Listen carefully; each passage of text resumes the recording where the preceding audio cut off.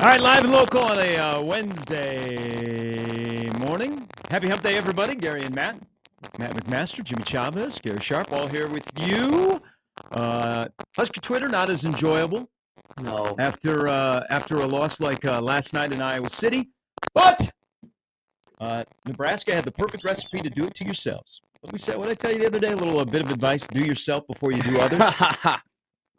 Nebraska did it to themselves last night. They had an opportunity to steal a road win in the conference, which is not very good. I don't think there's no panic button to be pushed. No, no. Absolutely not. Nebraska last night did sad. it to themselves with blowing a 15-point lead at home, or on the road, excuse me. And in a multitude of ways that things went south when it was there for the taking, because Iowa didn't have a lot of interest in playing that game early. They were soft. They didn't look like they had any pride. They only had one guy going, and then Nebraska gave them an opening, and that's a loss that you hope doesn't come back and bite you in March. It's a disappointing loss because it was there for the taking, but Nebraska did it to themselves last night. Dixon Sanford went crazy, and they carried the Iowa offense.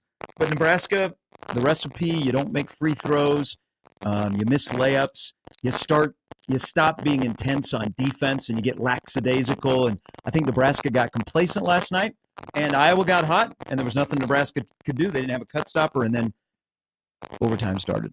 So when you were out on Friday, for the last 2 hours when you were going up to Fargo, Jimmy and I were talking about this team and essentially what were the next steps. Okay, if they went on and they had beaten UCLA, what's the true ceiling of this team? What is stopping this team? Because right now I think we're all. Are we making a one game? I can't. I'm not going to play this game, but I will listen. Yeah. Let me get there. Let's don't react to last night. No.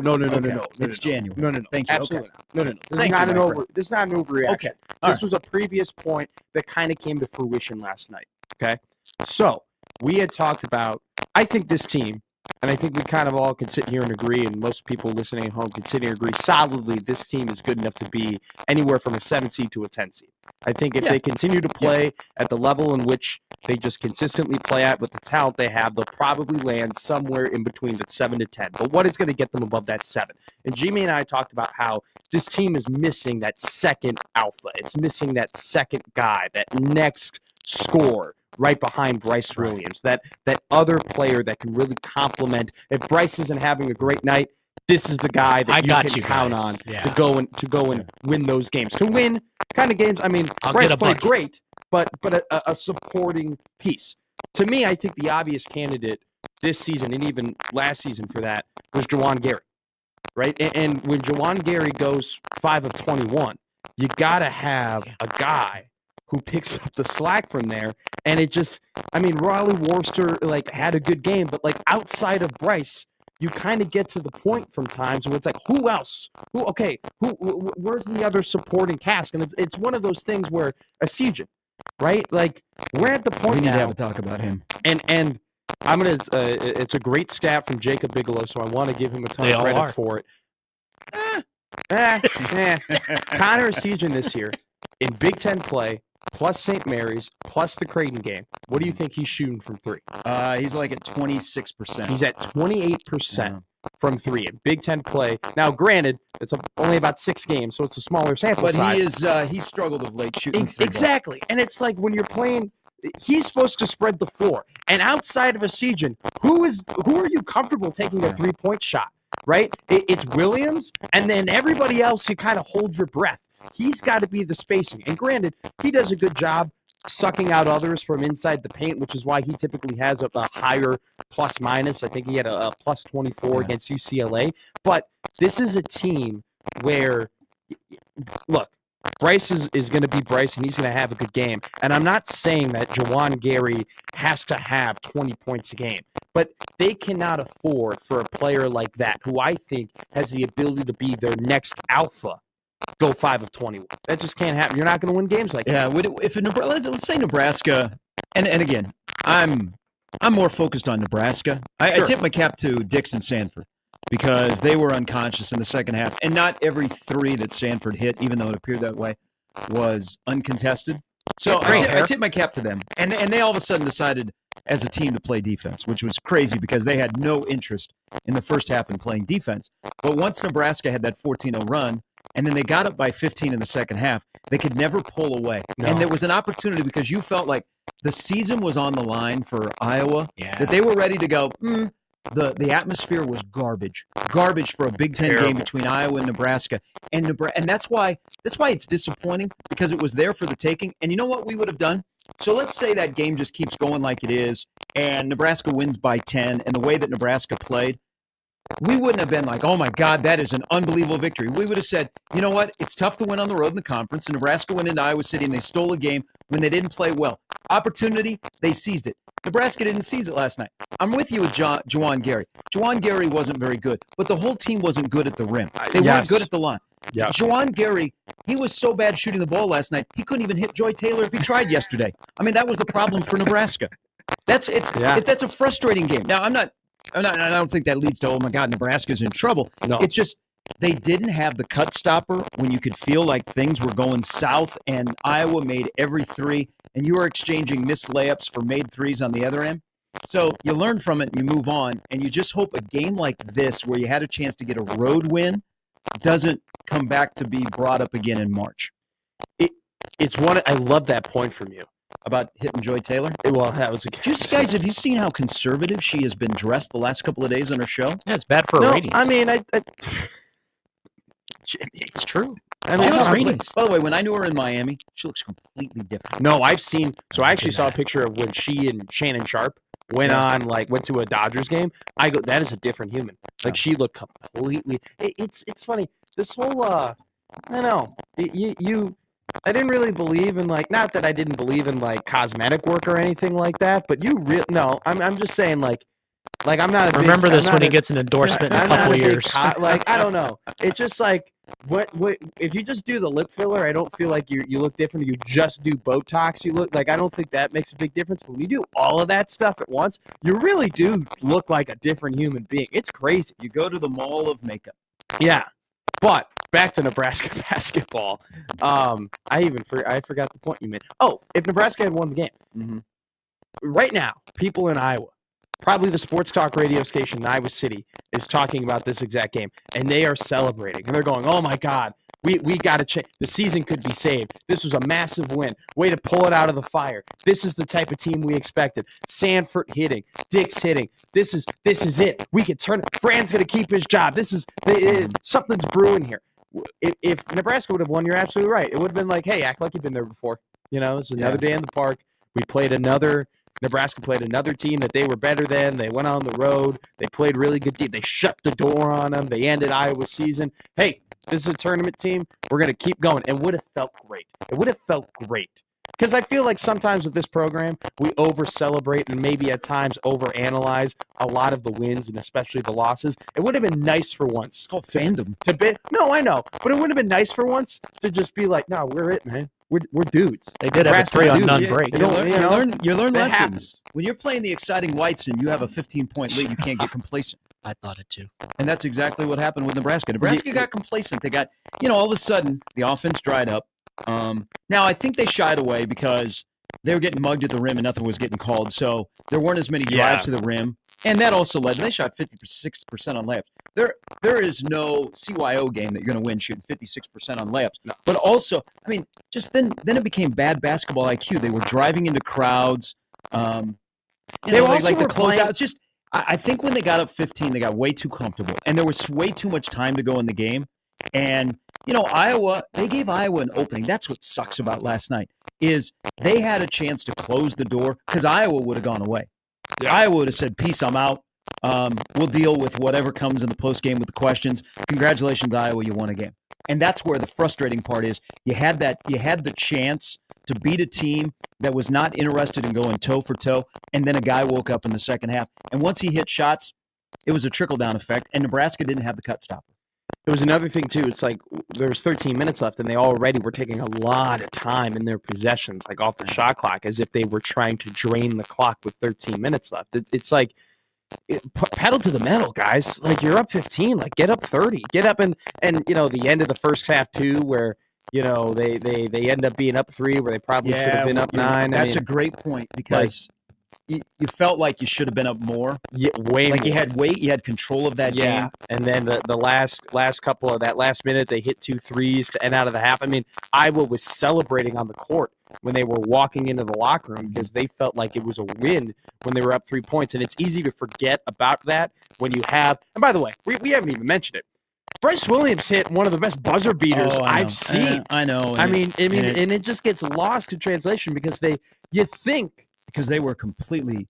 They looked like Nebraska, Illinois in September in the overtime. What was offense. that? How do you not have the momentum? How do you not take the energy from hitting a massive buzzer beater to potentially win a game that at that point in the night you had no business winning? At that point, before Bryce Williams hit that 3, they had no business winning that game. How do you go into overtime and you don't dominate these guys? You don't use that energy. You don't take that momentum and just go, nah. We were supposed to win this game half an hour ago. We're going to win it now. No, they get steamrolled. Yeah, their offense, like right away, was out of sorts. There was a 7-0 run, bam, and it felt like 17. it was over. You know, That's didn't another make disappointing thing last night. Iowa didn't make a field goal for the last three and a half minutes of overtime because they didn't need to. Because they just absolutely dominated in that first 2.5 minutes. And then it almost seemed like with the body language of Nebraska that they knew it was okay. Yeah, that's what. I don't know. You got to learn from that. I mean, you learn the lesson about when you're up 15 and you're on the road, because winning in the road is hard. Ask Tennessee. Hard. Ask Kentucky. Look at last night around college basketball. Some big-time teams. I mean, Tennessee got the doors blown off in Gainesville by 30. Winning on the road in the conference is hard, and when there's an opportunity to win on the road, you have to seize it because that looks good on a resume, especially this year across college basketball. And look at Georgetown last night. Georgetown is for real. Good on Ed Cooley. Hey. But they hung with Marquette, and then Marquette hit the X button, but you had a chance to win on the road in the Big East. That was there last night. Nebraska couldn't seize it. Now, I know another aspect of last night, and this is kind of the first time you and I have done a show post a game where there is some officiating that needs to be discussed. I'm not a beat down the official guy. Neither am I. Okay? So, then we're good on the same page. Yeah, I don't believe so when you're on the road, you have to control the controllables. Okay? There's another bit of advice from Uncle Gary. Control the controllables, I'm putting especially this on all the road, up on my wall. because there are a lot of coaches that firmly believe, regardless of sport, maybe except for volleyball. Volleyball, we never had like bad officiating. But in basketball and football, when you go on the road, you got to control the controllables. You got to take care of yourself. Okay? You got to do yourself because you never know. You can feel like that call is coming. And the one that is the most egregious in a sport that I think the quality across the board has taken a step back is quite simply the double dribble at the end of regulation where eventually Nebraska got the ball back, but the double dribble right in front of Hoiberg, where what makes it even worse is the ref is running alongside. Right there. And it's clear. It's not like it was hidden and you're like, ooh, was that a double dribble? It was pretty evident that was a double dribble. That's the biggest one that I got. Oh my gosh, that you can't let that happen. No. Now, it turned out, Nebraska ties the game at the end of regulation, but still, the matter of the fact is that changed a little bit because Nebraska would have had the ball and they would have been down 1 instead of down 3. There are calls, especially in basketball, that are up for interpretation. Like ref crews really do have different interpretations of what a block is or what a charge is, depending on what they're talking about in the pregame. I mean, those pregame meetings, that's kind of peeling the curtain a little bit. Not a lot of people realize that, refs talk and coaches talk to the refs and they kind of decide, what is this game that we're going to call? How are we going to be in certain situations and whatnot? There are certain calls, though, in basketball that are not up for interpretation. There is no interpretation of what a travel is. There is zero interpretation of what a goaltending is. There is, and even more to your point, absolutely zero interpretation of what a double dribble is. That was in front of clear as day double dribble. So, I'm not it's why you didn't hear me go, well, the refs were terrible too. It's going to happen. It's sports. There's going to be a game this year, Gare, where Nebraska's going to win, and they're probably going to be the beneficiary of some bad calls against the team. Okay? That's just how sports goes. And yesterday was a night where a lot of people thought that it did not go Nebraska's way in terms of the foul calls. But I think even that Iowa double fans, dribble was ridiculous. Yeah, I think even Iowa fans. I saw Scott Docterman tweeted about the officiating, like almost apologizing to Nebraska. I would have liked to see Hoiberg. Hoiberg doesn't do this as much anymore, but you did not have like a veteran, well-known crew that was working last night's game. I think when Fred realized that they were going to, especially stuff at the rim, that they were not going to call everything, including a suplex, that I would have liked to see him work the officials a little bit more, but he's kind of pivoted away from that. The thing that is frustrating about officiating in college sports this year, from football to college basketball, is and we have a general officiating problem in the game of college basketball. I agree. But we've gotten to the point, and this really sucks, and it's an incredibly tough job to do. Men and women that are officiating in any sport, any level, is that we've gotten to the point where we expect some bad calls. We can't have that. We can't go into games before it even starts and go, okay, got to prepare here, guys. Yeah, we're going to have some bad calls. How are you going to deal with them? And when are those bad calls going to happen? We can't have that in that sport. And in any sport. My thing is, though, in terms of the refereeing conversation, how do you fix it? Because I don't know. I mean, there are a lot of smart people who are going to come together and try and figure that out. But I don't think it's a problem. It's just how the sport is. But like, you have your Big East referees, you have your Big 12 referees, you have your Big 10 referees. They're all kind of commissioned under different people, right? There's a leader of all those different types of refereeing groups, and they're all kind of treated differently within the respects of the conferences, right? They are conference referees. Now, I know that in college football. In college basketball, I'm pretty sure that the Big East, it's less now. Is it less now? Yeah. Okay. Regardless, there definitely needs what I have always thought with officiating is this. I don't care whether you think it's a bad call, whether you think it's a good call. It just has to be consistent.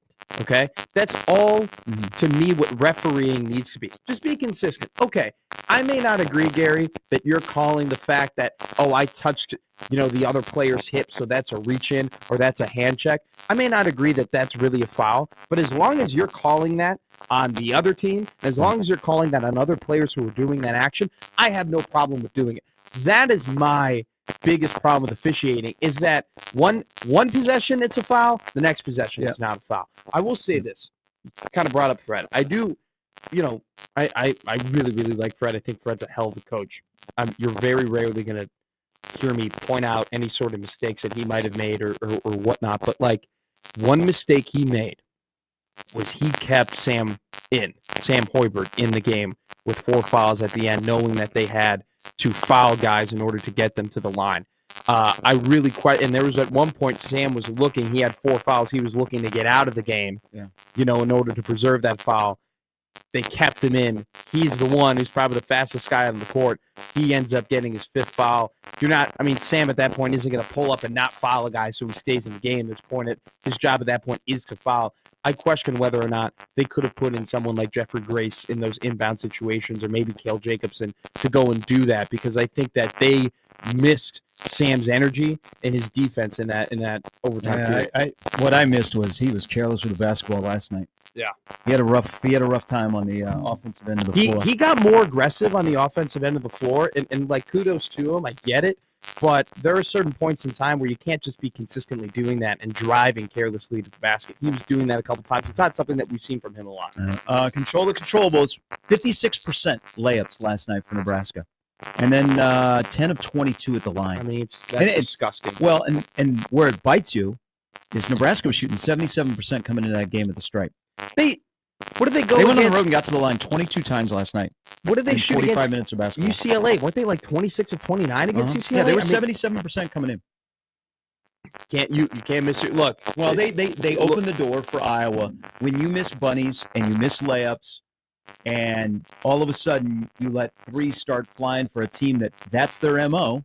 When they start hitting threes, they got all this confidence. It was the perfect recipe for Iowa to get back into the game, and it was the perfect disappointment for Nebraska not to close the door, because it was there. That game was teetering halfway through the second half. There's zero reason why a guy who's as big and strong as Jawan Gary is should be going 4 of 11 from inside the paint. Zero reason. He looked like Angel Reese out there at times. where he was just throwing it up and getting the offensive rebound, throwing it back. He had 8 offensive rebounds. I know. And he went 4 of 11 from the paint.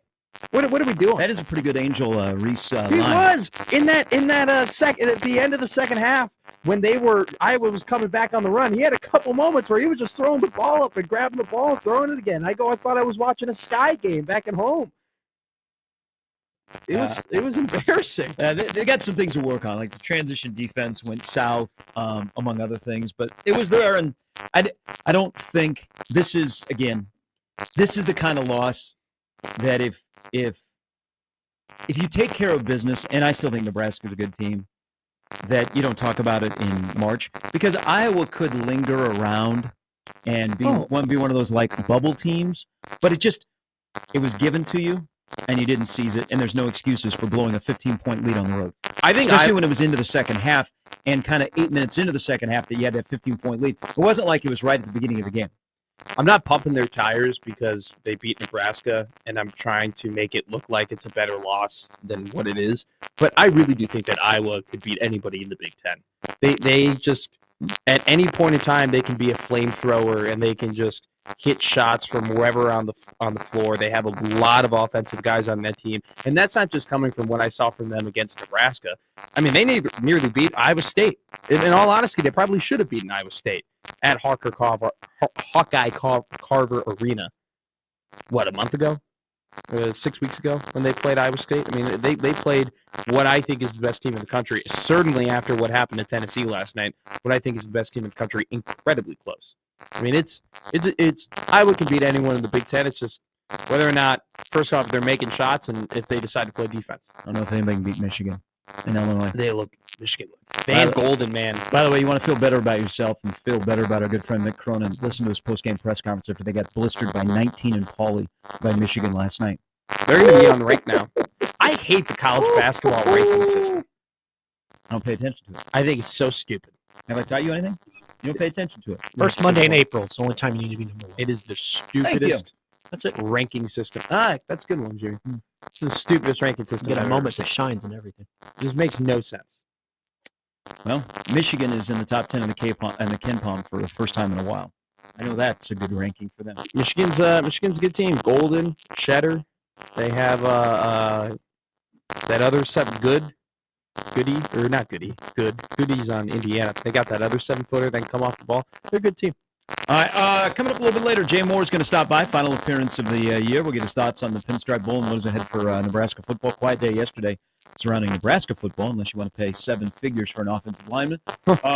Also, Brandon Vogel from counterread.com stops by. This lineup brought to you by the referees of John Higgins Weather Guard because he was up early with us. Here's Nebraska Ball Mike. Hello. Hi, Andrew. I'm taking my medicine, okay? Okay. We, Andrew, Creighton Andrew. Yes. yeah, like, just relax. Hey, 46 days ago, something happened in downtown Omaha that they want to make you forget about, but we will not forget about that. I understand that. Okay. That's why first thing out of my mouth was Andrew, because he took his medicine when we beat him. First of all, you make your free throws, you win the game. Yeah. The one kid remembers who he is, we win the game. And just because a kid turns into Steph Curry, they still walk away with a loss. So, if we do 2/3 of what we can do, that's a win. And they know that. Yeah, I don't think Iowa cares, but Nebraska should know that they had that game. I mean, I saw Bryce and Juwan after the game in their news. They were. It's not about. It's DeJuan Gary, the getting, the Bryce Williams needs help. That's all. Well, there's Matt brought it up earlier, and I think it's a discussion to watch. They have Purdue on Sunday at Mackey.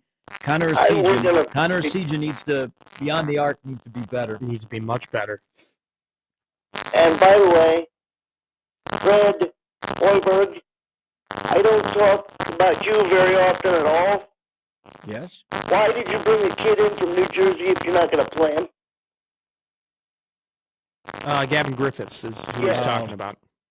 Yeah, it kind of happened to Jerron Coleman last year in Nebraska ball, Mike. They bring these guys in, they play them early in the year, and then Fred kind of decides on his 8, 9, 10-man rotation, and if you're in, you're in. If you're out, you're out. Yeah, From conference play, and he just kind of fell out of it. And I think they're pretty comfortable with what they got right now. Matt's Not like he can't shoot, though. He knows what he can do. Well, Matt's right. Like this time of the year, you start to whittle down your rotation to 9 to 10 guys. I don't know. There's something there that is not connecting because there have been opportunities, like even in, I don't know, garbage time, to get GG some minutes, and he hasn't played. Well, it was weird too, Nebraska ball, Mike. He played against Southern, and he looked pretty good against Southern after the Diamond Head Classic. And Fred even commented on the fact that he did look good against Southern, and he is a guy who could get more minutes, and just hasn't panned out yet. But I think, Mike, that's more of a conversation if they start really faltering, if they start losing 3, 4, 5 in a row, and then you start looking for answers on the bench. But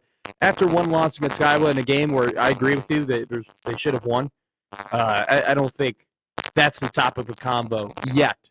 But your head's in the right space. It bothers me. One loss, we're going to have to win 3 games to make up for this. That's all this is. That's insane. But it is what it is. It's a game on January 7th, and they'll have opportunities to make up for it. It would have been nice to get another road win. There's opportunity lost. All right, Big time. All right, Mike, thanks for the call. Have a good day. Iowa JD says, are we talking about the basketball game last night or the Black Friday game? Sounds like the same show. But they shook hands after the game. They did shake hands. They did shake hands after the game. They shake hands before the game, too? So were we surprised Fran never went off last night? He didn't need to. The referees weren't calling anything against him. There was at no point that Fran needed to go off because he was getting the team was getting all the calls the entire night. There was at 0 point. Like Fran needed to. Fran didn't get do mad. anything last night, except he did make a move, which I think is a little bit different in his world.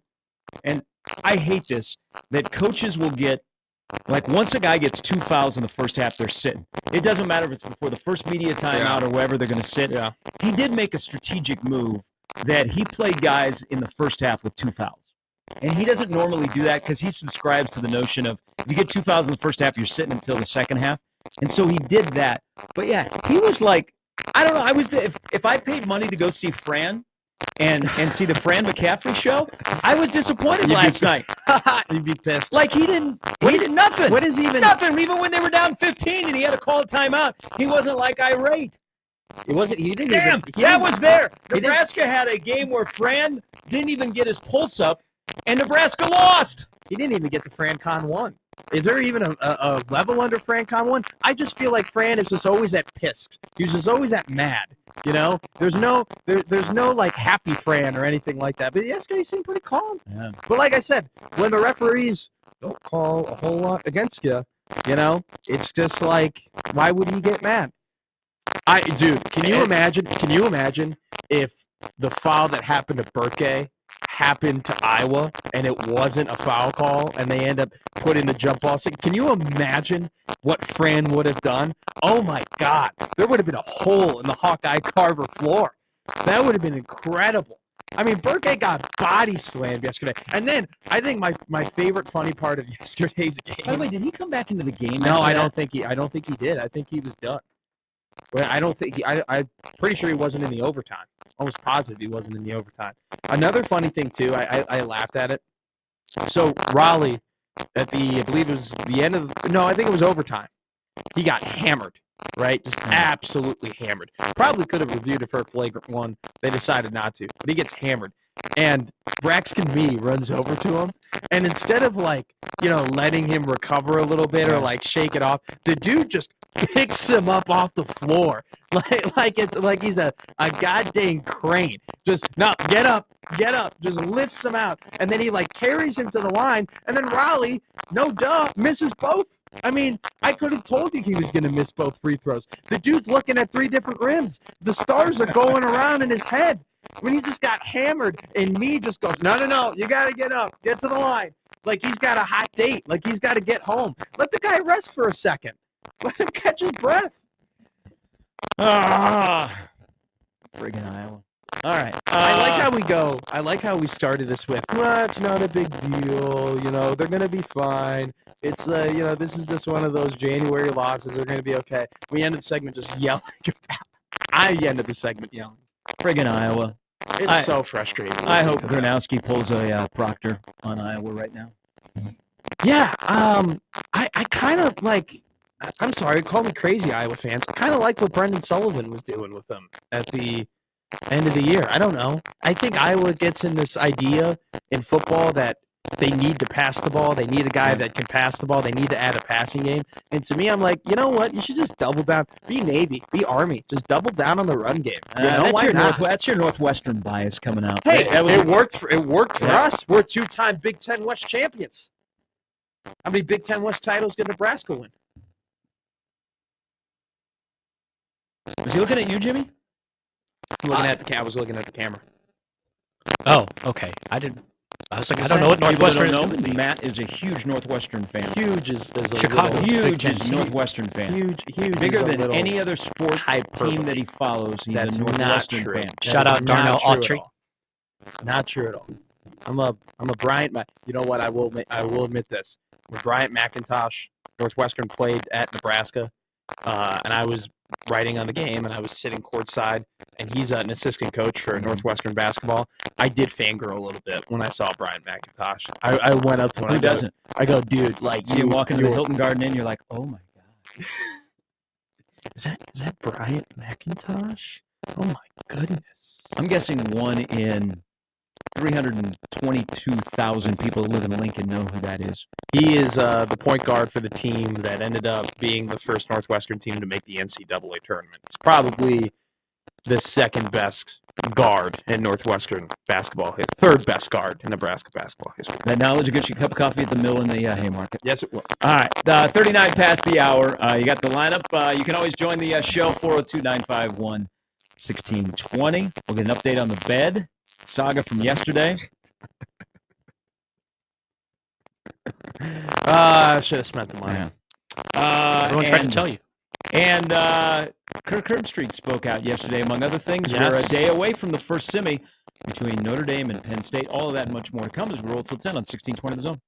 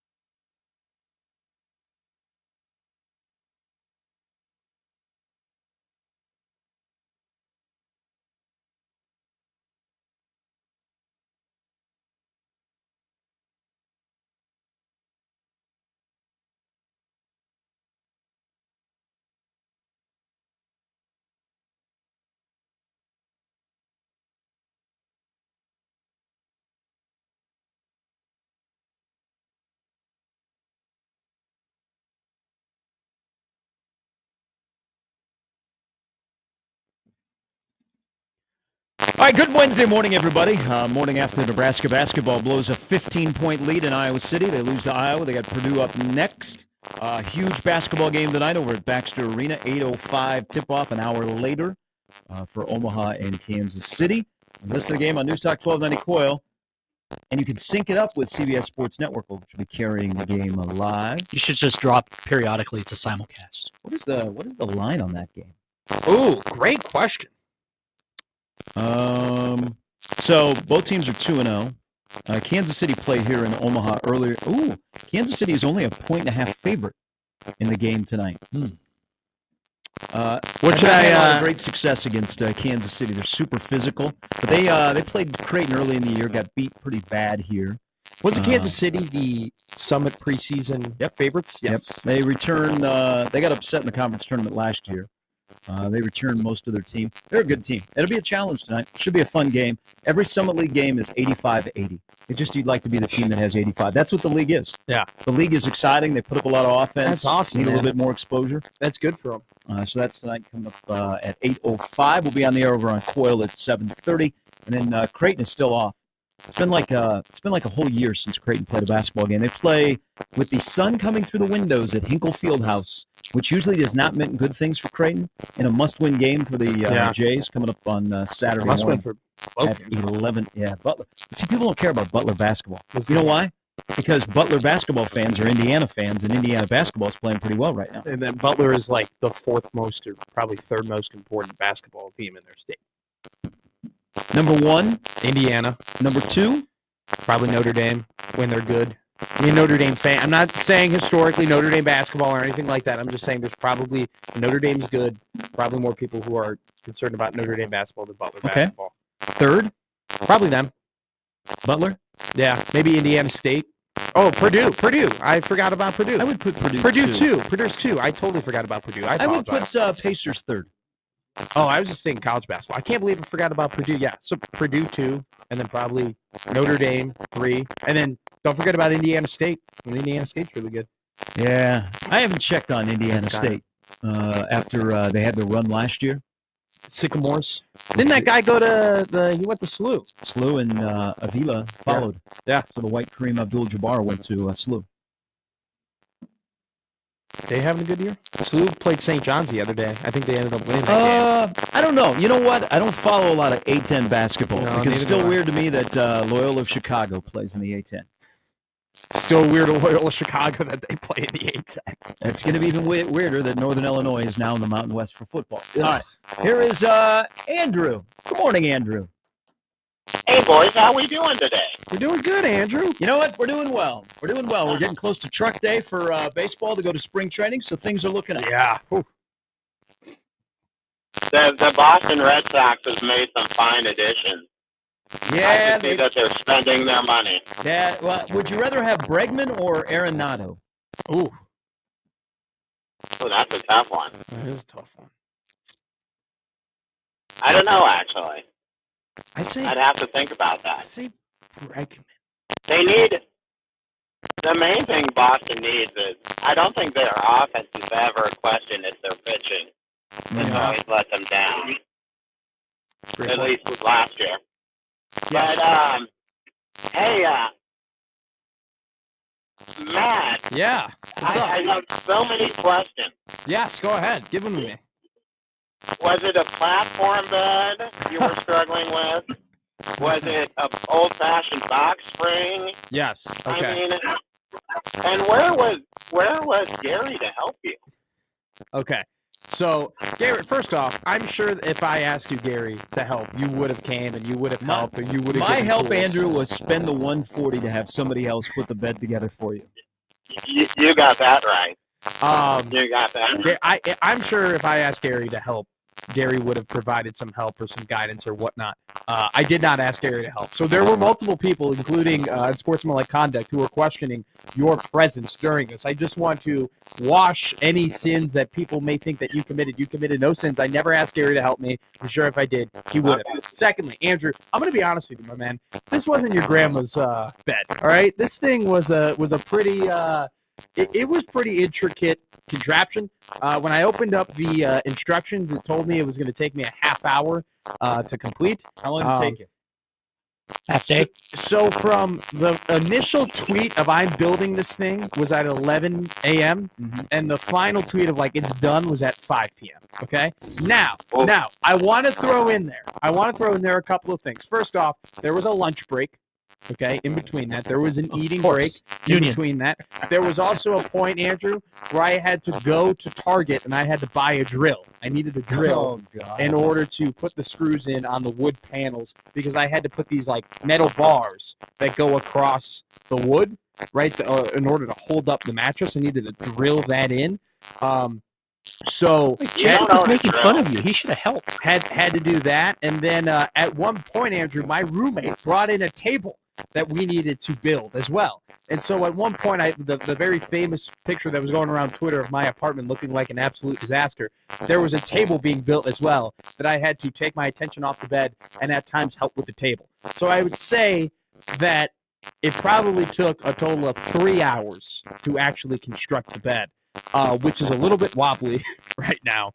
And we're going to have to do some additional work in order to figure that out because it kind of creaks at night. So why didn't you pay the 140? Because I'm a cheap idiot, Andrew. Because I'm a Good cheap God. dummy. Because I thought that 140 wasn't worth enough to put the bed together, and I thought that my Cuban roots would come through and I would be able to construct this thing in a timely manner. Andrew, I was wrong, and from here on out, I will always pay. Always pay the extra money for people to put this together. It could be 240. And I'm kind of worried about your tool supply that you had to go to Target to buy a drill. We didn't have to buy tool. Here's the thing, Andrew. Over my dad and my abuelo's dead body was I going to take the toolbox to Omaha, okay? I was not going to be allowed to take any of the things that we had in the McMaster family garage to my apartment. So I have to go out and buy these things, which is good. I needed a drill. I needed to go and get a drill and have these tools available for me. So it was a pretty good investment. So instead of, when you really think about it, instead of saving $140, I saved $90 because I had to buy a $50 drill. Once again, it was. What did we learn?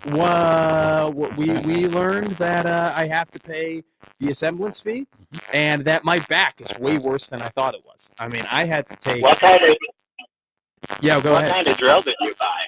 What kind of drill did you buy? Not a DeWalt and not a Milwaukee. It was some sort of Target-made brother type of $50 drill. Probably, it definitely wasn't of the highest quality. But hey, it put the screws in the wood, so we're happy about that. I'm not a handy guy. I learned a lot of lessons yesterday. Well, that's good. I was wondering if you were going to make it into work today. More Tim Taylor, Andrew, less Al Borland. I'm going to be honest with you. Yesterday, I took a big step toward manhood. I really did. I took a massive step toward being a man, putting together my own bed. It wasn't someone in the comments, Ryobi. It wasn't a Ryobi. I know better to buy a Ryobi. I know way better to buy a Ryobi. You don't want a Ryobi. Never buy a Ryobi. All right, I'm glad your bed is somewhat stable. Somewhat Andrew, is a really thanks for good the, way of phone putting call. it. Hey, we all, men or women, we understand the importance of a good bed. Iowa JD said he spent $7,000 for him and his wife. Really? It's worth it. Hey, You wanna go cheap on a bed? I did about 18 months research on the perfect bed. Again, I went to a local Marriott and asked if I could go lay in one of their beds. And then I really looked at a Westin. Like I stayed at a Westin, and they have heavenly beds. So famous Seamus down in Lincoln, he bought a heavenly bed. And so I asked him, I went to a lot of places. I looked at the purple, and then I And then I realized that beds have gotten expensive. So I will say this. I did not cheap out on the mattress. The mattress is nice. I have a nice mattress. Is it nice? It was very nice. Where are you? Did you sleep on the bed last night, or did you sleep on the couch? I slept on the bed. Okay. What do you mean? I spent 6 hours putting this bed together. I'm not going to sleep on it? It's like, I don't want to break it. Yeah, I don't want to break it. Here's the thing. If the bed ends up breaking, which wasn't meant to be, if Going on the floor. If it ends up breaking, which definitely could happen, I'll just sleep on the mattress. It's whatever. If you have a 15-point lead and you don't win, it wasn't meant to be. It wasn't meant to be. It wasn't meant to be. That's what I tell myself when the girl that I met at the bar doesn't text me back the next morning. It wasn't meant to be. You know what? She wasn't your type anyway. The bed, it wasn't Find out that good she's on the looking anyway. couch. You liked it? Did you see the bed though? Do you have any comments on my bed? It looks cheap. It looks cheap. It looks very, very cheap. I'm proud of you, As though. a bed expert, it looks cheap. The bed frame, right? I mean, the mattress is not cheap. The mattress looks like it's mattress is nice. when you go to a place and you walk around and they're like, here, look at this, and then you look at the price tag and you're like, ah. And they're like, oh, this is more your style, and they bring you to the less lighted part of the Yeah. showroom. And you're like, oh, this one looks good. That's what it looks like to me. It was a Don't mind the stain. it was a fairly It's got toughness. it was a fairly Or expensive the bed bugs. it was a fairly expensive mattress that was reduced because it was on sale. And so I actually got Smart. I got a pretty good deal on it. The mattress is nice. It was nice to sleep on. Last Shout out night. NFL. You used? No, not used. Okay. No. All They right. just had it wasn't used. It was just like, hey, we have a lot This of is these. the show bed that we let people put their bodies on. No. It was just like, hey, this is on sale. The shoe on like this, display. and typically it's worth this, but we have this sale going on. Today and it's it's worth that. $175. I mean, Don't worry about that coil coming through the top. Still worth Cover it with a pillow. it was a nice mattress to sleep on. It's just my bed is creaking. It is. I bet it was. It is Good luck, you're going to go home today and it'll be on the floor. You have to start all over. He's just gonna lay down. and go I sleep. do. I actually, no joke. I do have to like put wedges in, because it's a little tilted. I gotta put wedges in. It would have been so much easier if you would have followed my advice and just bought an RV and lived out of an RV down by the river. That could have been cool. Lance, stay right there. We'll get to you coming I've up. always wanted to be Chris Farley. Start of the second hour. Gary and Matt, 1620 The Zone.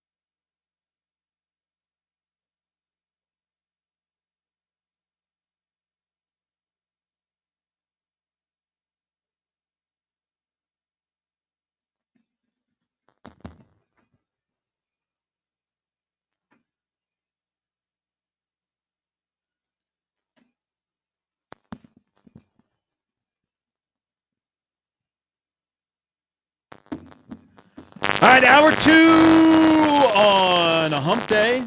Hump day. Mike. The Gary and Matt. I got a little moment of zen this morning. I highly recommend this. Jimmy, you kind of live on the edge. You're a little bit. Oh yeah, absolutely. You know what? Now I some morning enjoyment. Not a trip into the bathroom with the paper to sit there and have some peace and quiet. I've gotten a little zen. Yeah. Watching the coffee pour into the cup. Yeah, nice. Out of the Keurig. Yeah. I have now, 2 straight days, I've stood there in my kitchen, because usually I start the Keurig and it goes, and I go and do some other things. I watch it, and I'm like, I can't imagine. No, it's my own personal meditation without putting my butt on the floor. Do you know how This is what I do. that's good meditation? Because everyone right now listening to you, let's just all take a moment. And do the same thing. You all hear it in your head right now. The dripping of the coffee into the pot, the noise that the water makes when it hits the tin, that smell. Now you see the steam coming out of the pot. You're waiting there. You go and touch. You go, oh, it's a little hot. And now you're just watching it trip. I have a gripe. I live in a place that has a coffee shop literally right next to where I live. Coffee shop, right there. But he couldn't pay $140 to have somebody from NFM It's not construct the beds. It's not open. I'm just saying, you live in a place that has a coffee shop. Never again. What a bougie place. Never. Coffee shop, 2 pools, a basketball court. Couldn't pay $140 to have somebody. It's construct embarrassing. the beds. That's actually It's not that I couldn't pay. I didn't want to pay. And it is one of the biggest regrets that I have made in my adulting life. It'll shape you. Yeah, it'll shape me when I fall through the bed in 3 weeks. That thing's and it'll be at the worst time. No, have faith that you were able to put it together. Corey says to tell you not to be cheap on tools. Milwaukee all the way. And also, I agree, Corey. Purple mattress, worth the money. Agree. But there's not enough purple dealers in Omaha. That's what I found. I did not go purple, but I do find my way into somebody who owns a purple bed. Yeah. I find my way into their bed. It is comfy. You're mattressing up. You're marrying up. Why'd you? I think it's important. It really limited me when I was younger and I was learning about the dating scene. Having a single bed for a dude is a bad move. Like when I upgraded to the king, my life changed in Lincoln. I have a queen.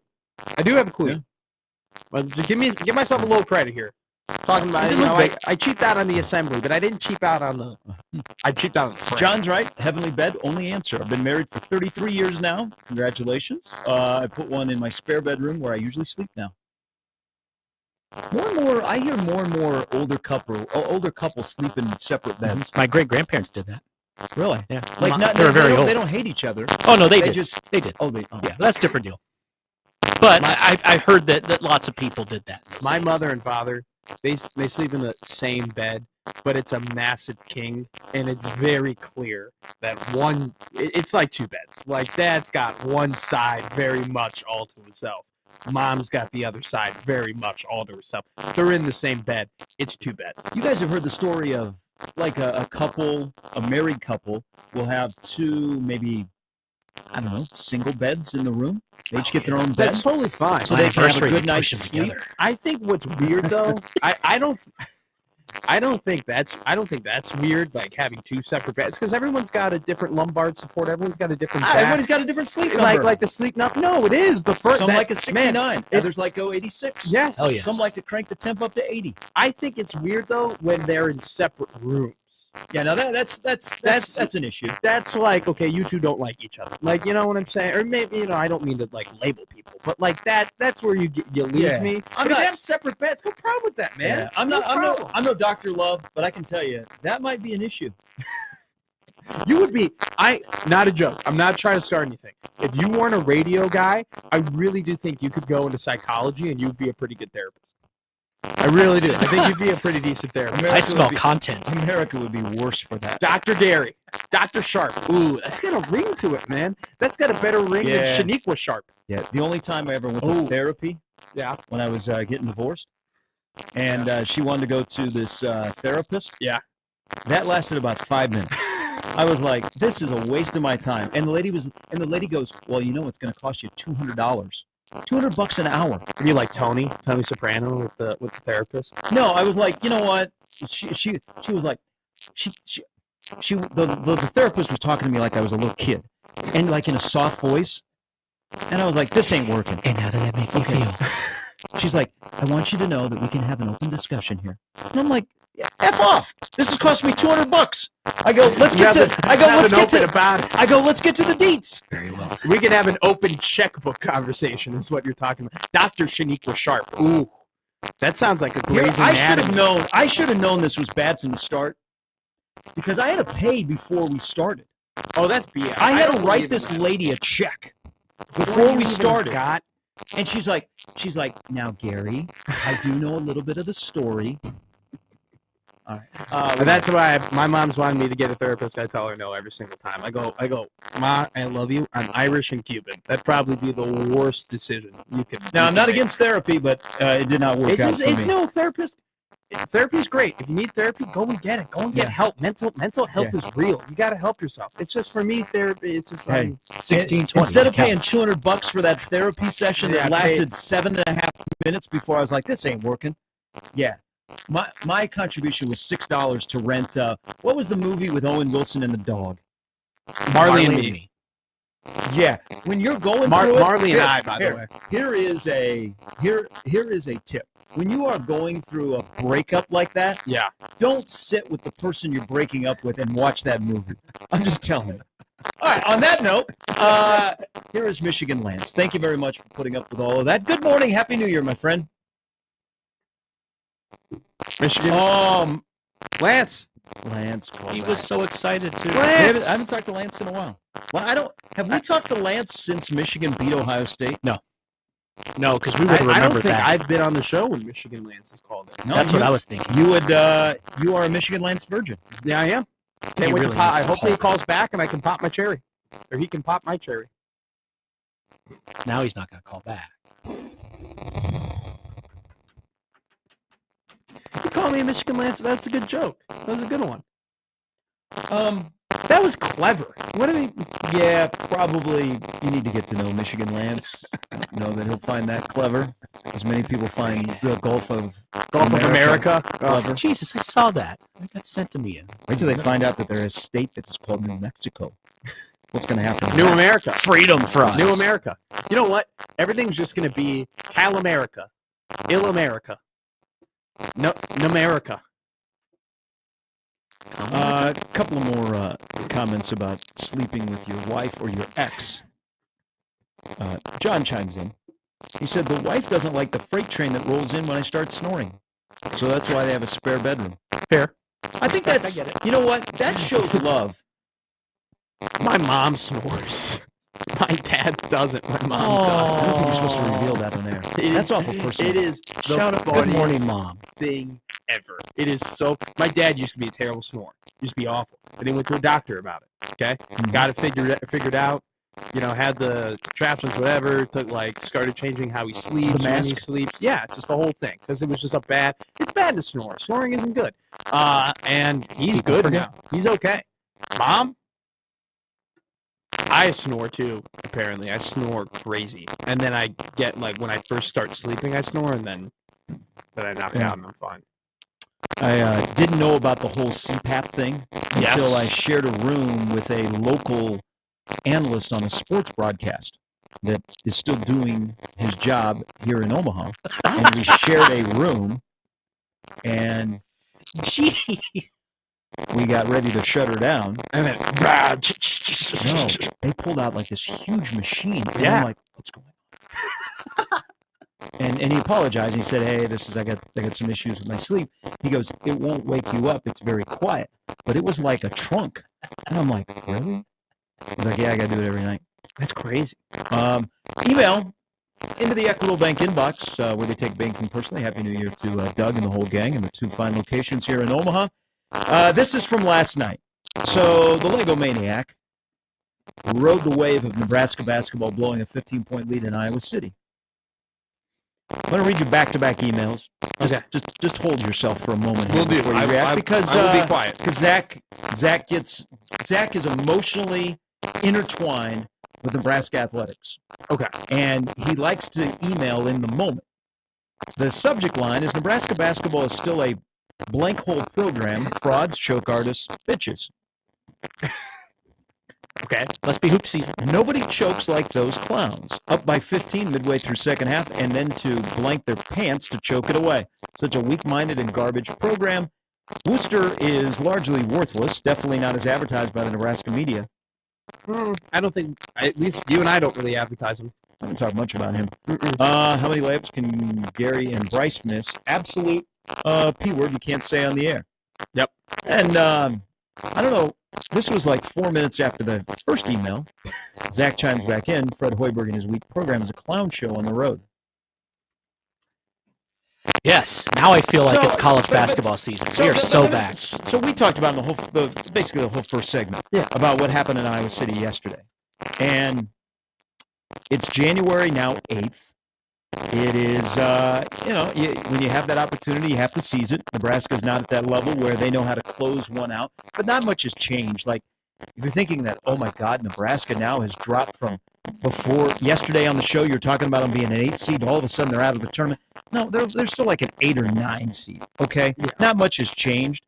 And, they have an opportunity on Sunday at Mackey Arena.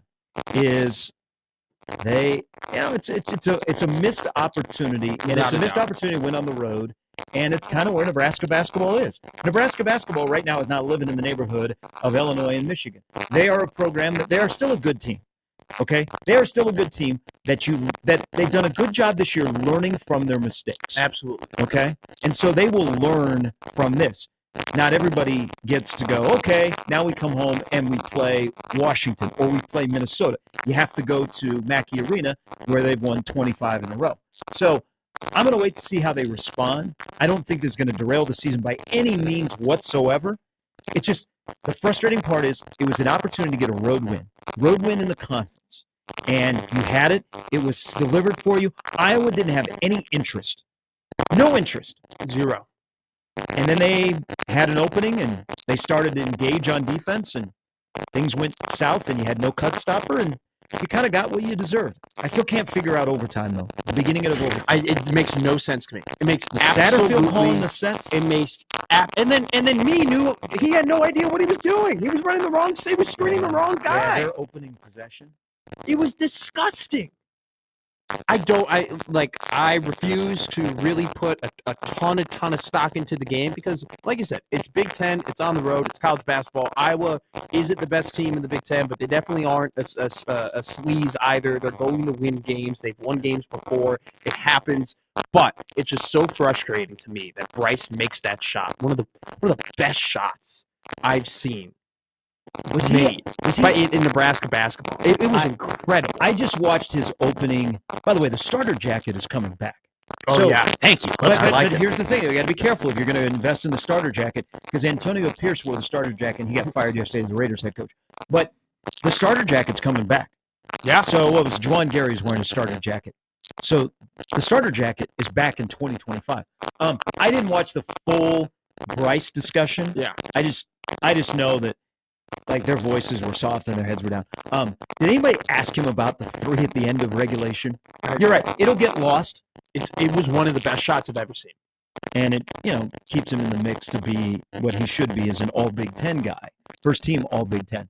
Could be But, Big yeah. Ten. I mean, It will be lost in a discussion about last night. It is one of the best clutch shots that I've ever seen made in basketball. But it was an odd shot, it though. was so weird, and because- you didn't think it was going to get it off. You so I couldn't was believe glad. it happened. So I'm going to say something nice about the officials last Go night. ahead. Is they didn't anticipate and just immediately blow their whistle because they knew Iowa was going to try and foul. But in that case, you got to mug them. Okay, you can't just like tap You them can't on the wrist. half-ass it. So they let it go. But then I think Bryce, so Iowa stopped playing, and then Bryce kind of stopped a little bit. Yeah, He yeah, hesitated yeah. because he thought they're going to blow the whistle. And then all of a sudden he's like, no, I got to keep playing. And I got to hit this three. I jumped out. First off, so I'm watching with my Did you roommate. jump on your bed? No, with a Careful.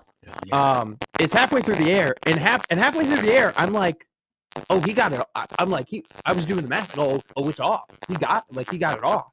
And then it went through, and I'm like, oh, I'll admit it. I started jumping up and down just because it was one of those things where it's like, it was incredible. You couldn't believe it happened. You were already at the point where like the game was done. Yeah. You're like, they lost this game. It's over. Yeah. You're pissy about it. Can't believe they blew it. And then all of a sudden, bang! That would have been a double bang from Mike Breen. That's how good of a shot that was. But it didn't carry over. I cannot believe it didn't carry over. Also, too, not to get into like this weird conversation here, and I'm not trying to like overdo Oh, it. we've gone there talking about beds and snoring in my therapy session.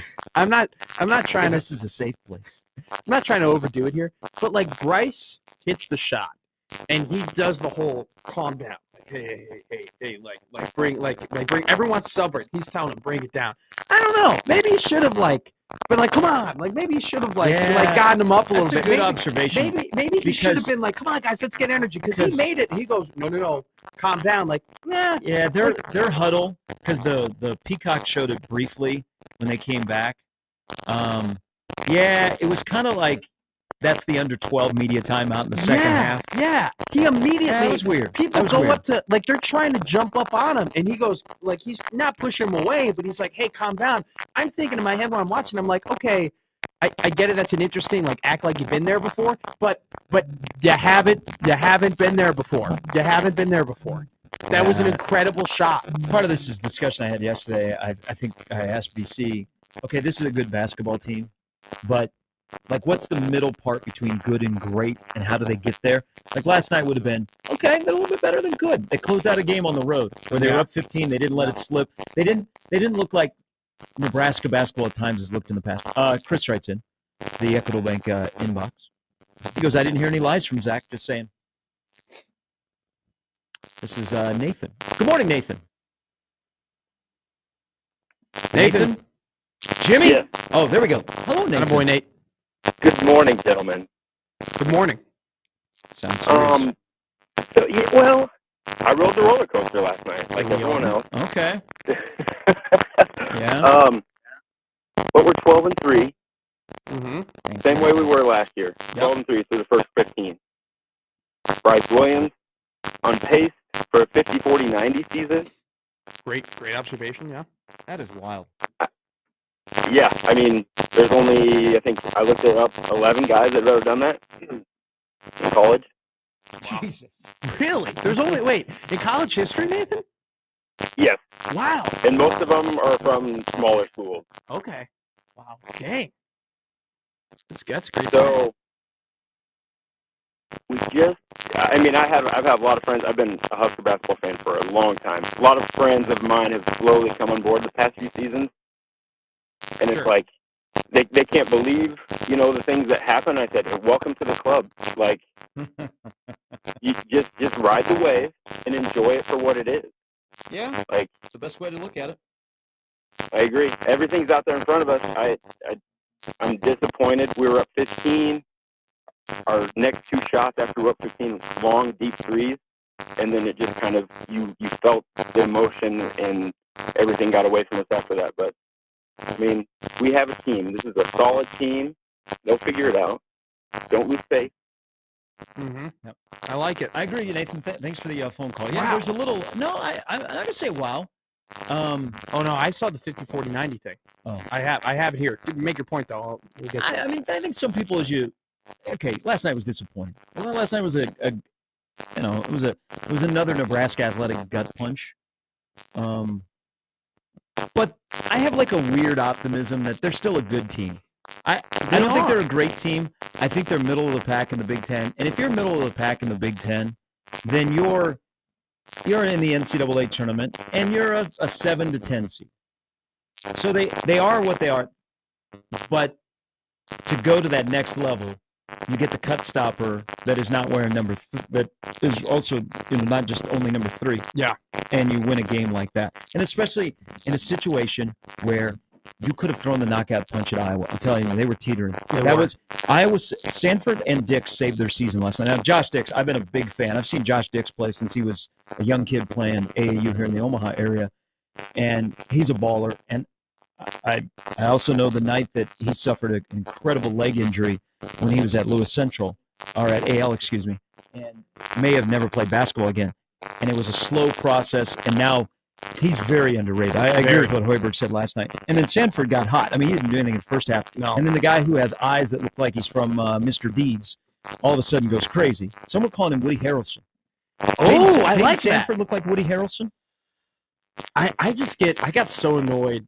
But he like I went said, off- making Billy but he Hoyle. went- But he went off in the second He half. did. And there were some that were uncontested. There were some that were contested. So I tipped my cap. Both of those guys saved their season. But here, Iowa's season was teetering last night in basketball. There were Iowa fans that were like, come on, Nebraska. Come on, Nebraska. You know what? We're not going to the games. It's an empty place. I can hear Pavelka and Jake on the sidelines doing their call. Yeah. You know what? Nebraska, just do it to us. Get rid of us. All right? Get rid of Fran. Come on, throw the knockout. God dang it, he hit another three. That's what it was last night. It was just like sitting there with 10 minutes to go in the second half. And they saved their season. And I just still can't believe. and I think they're going to hang around the bubble for the rest of the year. I cannot believe that they were trying to like milk the clock with like 12 minutes left, like taking their time on possessions. It was almost like they were being Nebraska football with like 3 minutes left in the third quarter with a 14-point lead. They start like getting the play clock down to 0 and running the ball every time. Like, no, guys, like you gotta score. There's still a lot of game to be played here. Okay, this is incredible. I thought Nathan was yanking my leg here. Only 11 guys have done 50, 40, 90 in college basketball. That's absolutely incredible. Until 2004, there was only ever one guy who did it. Josh Grant from Utah, 1992 to 1993. He went 50, 44, and 92. I think you two could probably get this. The last person to do to have a 50, 40, 90 season. I'll give you some hints here. 2020 to 2021, they played for an ACC school. And I believe they did get drafted, if I'm not mistaken. They still might be in the NBA. I know one team they played for. So it's not Leitner. It's an ACC school, 2020 to 2021.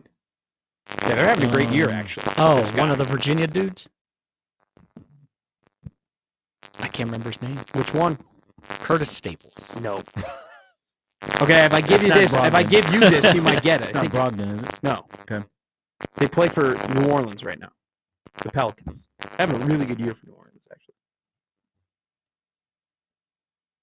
Jesus. I know. I'm not even watching the Pelicans. They're Oh. garbage. Yeah, they're By the way, they started 2-0. Zion came back last night, but Ant-Man. Aren't they was like crazy. 6-29 or something ridiculous like that? Well, They're absolutely Zion awful. just came back. What a on the night bust. that Cooper Flagg went Zion on a dunk at Cameron. Zion is Who is it? Trey Murphy the third. That one never got. Uh, I remember the first Trey Murphy. Trey I guess Murphy. the second one. Trey Murphy the third. Pretty good basketball player. Now it's so I know this more in the NBA. Yeah, NBA is. Well, like the Larry Bird was famous for the 50, 40, 90 club. Yeah, he started it. He did back-to-back years. I think he has the keys. It's like the Playboy Club. Ooh, can you name You the? guys ever have a father that owned a key to the Playboy Club? Just a stack They of had them. one in Des Moines. Somebody gave my dad a courtesy membership. Oh, Playboy Club. What is a? Can you enlighten me here? Is it just you? Place to see bunnies. Well, Okay. it's not like when you go to Hugh's old place. Okay, But it was like it's a just, cocktail lounge. Oh, and okay. They were dressed as bunnies. Cool. It used to be popular. I guess there was one in Omaha, but there was one in Des Moines. Kind of like the mall around Walt, Easter. Walt Sharp went one time. He said it wasn't his cup of tea. Whenever I think of a club, I think of Bubbles from Happy Days. Remember that episode when Richie goes to the club to see Bubbles, and then he Yes. sees his dad there? Very versatile over there. You had Cindy Looper, but you know Happy Days. Yeah. I love it. I've seen every Happy Days is probably one of the only TV shows I've seen every episode. Pinky Tuscadero. Maybe Jump the Shark, but that's for Yeah. another segment. Here is John. Good morning, John. Good morning, guys. Calling you from Salina, Kansas. How are you doing? Good. Yeah, I got a lot of snow. I've been to the Bicentennial Center many times. Shout out Cozy Inn. so 8 foot of snow. Yeah, over your head. Hey, I didn't get to watch the game last night, but I did listen to it. And this is Kent Pavelka's last year, right? I Did he announce that? don't No, Hope I not. don't think so. It maybe should be. So on Bryce's shot to tie the game, Bryce comes down. He throws up the three-pointer, bang-a-rang-a-rang, and Nebraska comes in Iowa City and beats the Hawkeye. Was his call. Pull the ravish is what it sounds like. And We've all been Jake there. Muleisen did not say a thing.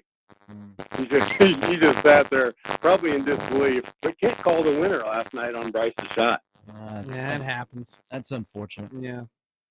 And I was like, wait a minute. Really? We just won this game? I thought we were down by 3. But anyway, yeah, disappointing. Anyway, you guys have a good morning. John? I heard the beginning of the game on the radio. I did not hear the end. No, Ken has not announced that this is his last And year. it shouldn't be. It shouldn't be. It should not be at all. He's younger than me. No, he's incredible. He is? Well, I mean, when you listen to him on the air, he has more life and energy. Last time I saw Kent, we were at an event together, like recently. He goes, "You know how old I am?" It's impressive. Like he's been doing it for this long. He hasn't announced that this is last year. With that said, let me just mention something before we go to a break. Go ahead. Congratulations to the Nebraska Sports Writer of the Year, Mike Patterson, Yeah. from the Omaha World Herald. All of those times about writing about horse racing, it's come back to reward Mike Patterson, who also does a fantastic job covering high school sports, in particular volleyball, girls basketball, and even more so, there are very few people in the state that cover high school baseball and Legion baseball, and Mike does a great job. Mike is like yourself, is a diehard Bears fan. It's awesome. Great family, diehard Royals fan as well. Awesome. So he wins Sports Writer of the Year, and something that was announced when we were away, Greg Sharp, the voice of the Huskers, no relation, is the Sportscaster of the Year, and that is the only person that should have won it this year. Absolutely. Rightfully so. Kind of surprising that that's the first time that he has won it. Really? Yep. But he was shame if you ask me, but it's awesome that he won. Incredible. I hope that he goes to Winston-Salem because you know this, Jimmy. When I went there, what they do for you, it's just really, really cool. Shout out my friend Dave Gore. And I think it would be. I hope Greg is able to go to Winston-Salem because they will take care of him. And that was so cool that Dave, who runs the National Sports Media Association, he made the phone call on Sports Nightly. Yeah. But those two guys, first of all, they're great people, and they're very good at what they do. So well-deserved that they both won Nebraska Sports Writer and Sportscaster of the Year. Mm-hmm. I'm proud to vote for that every year, and very happy to see that. Really? I didn't know you voted for that. Wow, that's more rare than a Heisman vote. Yeah. Well, no. So the voting is kind of interesting. Yeah. We won't get into that. But when you win, Feels good. I was very, very grateful. But then they push it on you to become a member. Well, Charlie Jones won Hall of Fame, and I was happy to vote for that. You saw many of his games in the AFC West growing up. Charlie Jones? Charlie Jones. How long have you been a voting member? Well, ever since I voted for DeRogatis to get in. So. Did you vote for Ray Scott? Yes. Ray was a great friend. Star. You learn something new Dollar. about producer Jimmy Touchdown.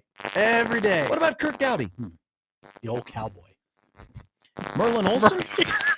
Dick Enberg. Dick Enberg? Yeah. Don Crickey. One quick thing on Merlin Olsen. Yeah. Yay or nay? You know. No. Okay. He was good. Little House on the Prairie? I've seen Pearson it, Forson? but I wouldn't know it. Kind of like Sidney Looper.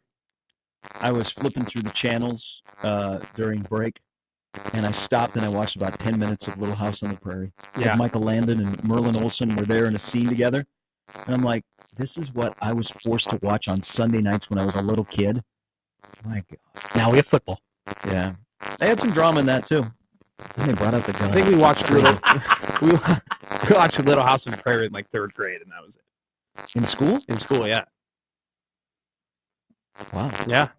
It was like a colonial type of lesson type deal. This is what everybody looks like now that lives west of Chicago. Yeah. Scary and Madeline, 1620 The Zone.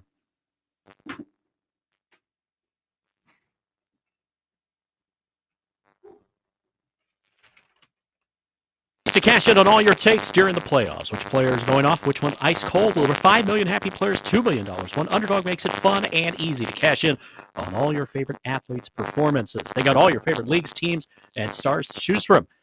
Just cook up some entries for a shot to win real cash prizes on the playoffs all January long. Underdog is the only pick'em platform that puts the power to cash out in your hands. Now you can either keep riding with your entry or tap the Win Now button to cash out whenever you want. This week on Underdog, I got me some college football playoff action to really dive into. We're going to do that later today. Underdog is the best place to play pick'em. Download the app, sign up with promo code ZONE, and deposit now to get up to $1,000 in bonus cash instantly. That's promo code ZONE. Must be 19 plus, a Nebraska president of the state where Underdog Fantasy operates. Terms apply. Concerned with your play, call 1-800-GAMBLER or visit ncpgambling.org.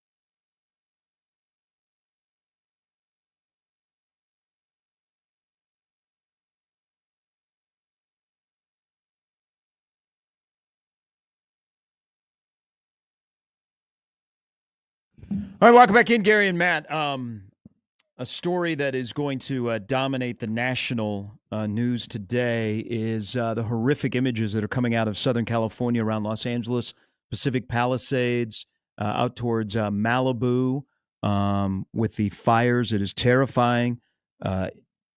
You're watching it from afar, and you just can't comprehend how quickly things are, the scenes.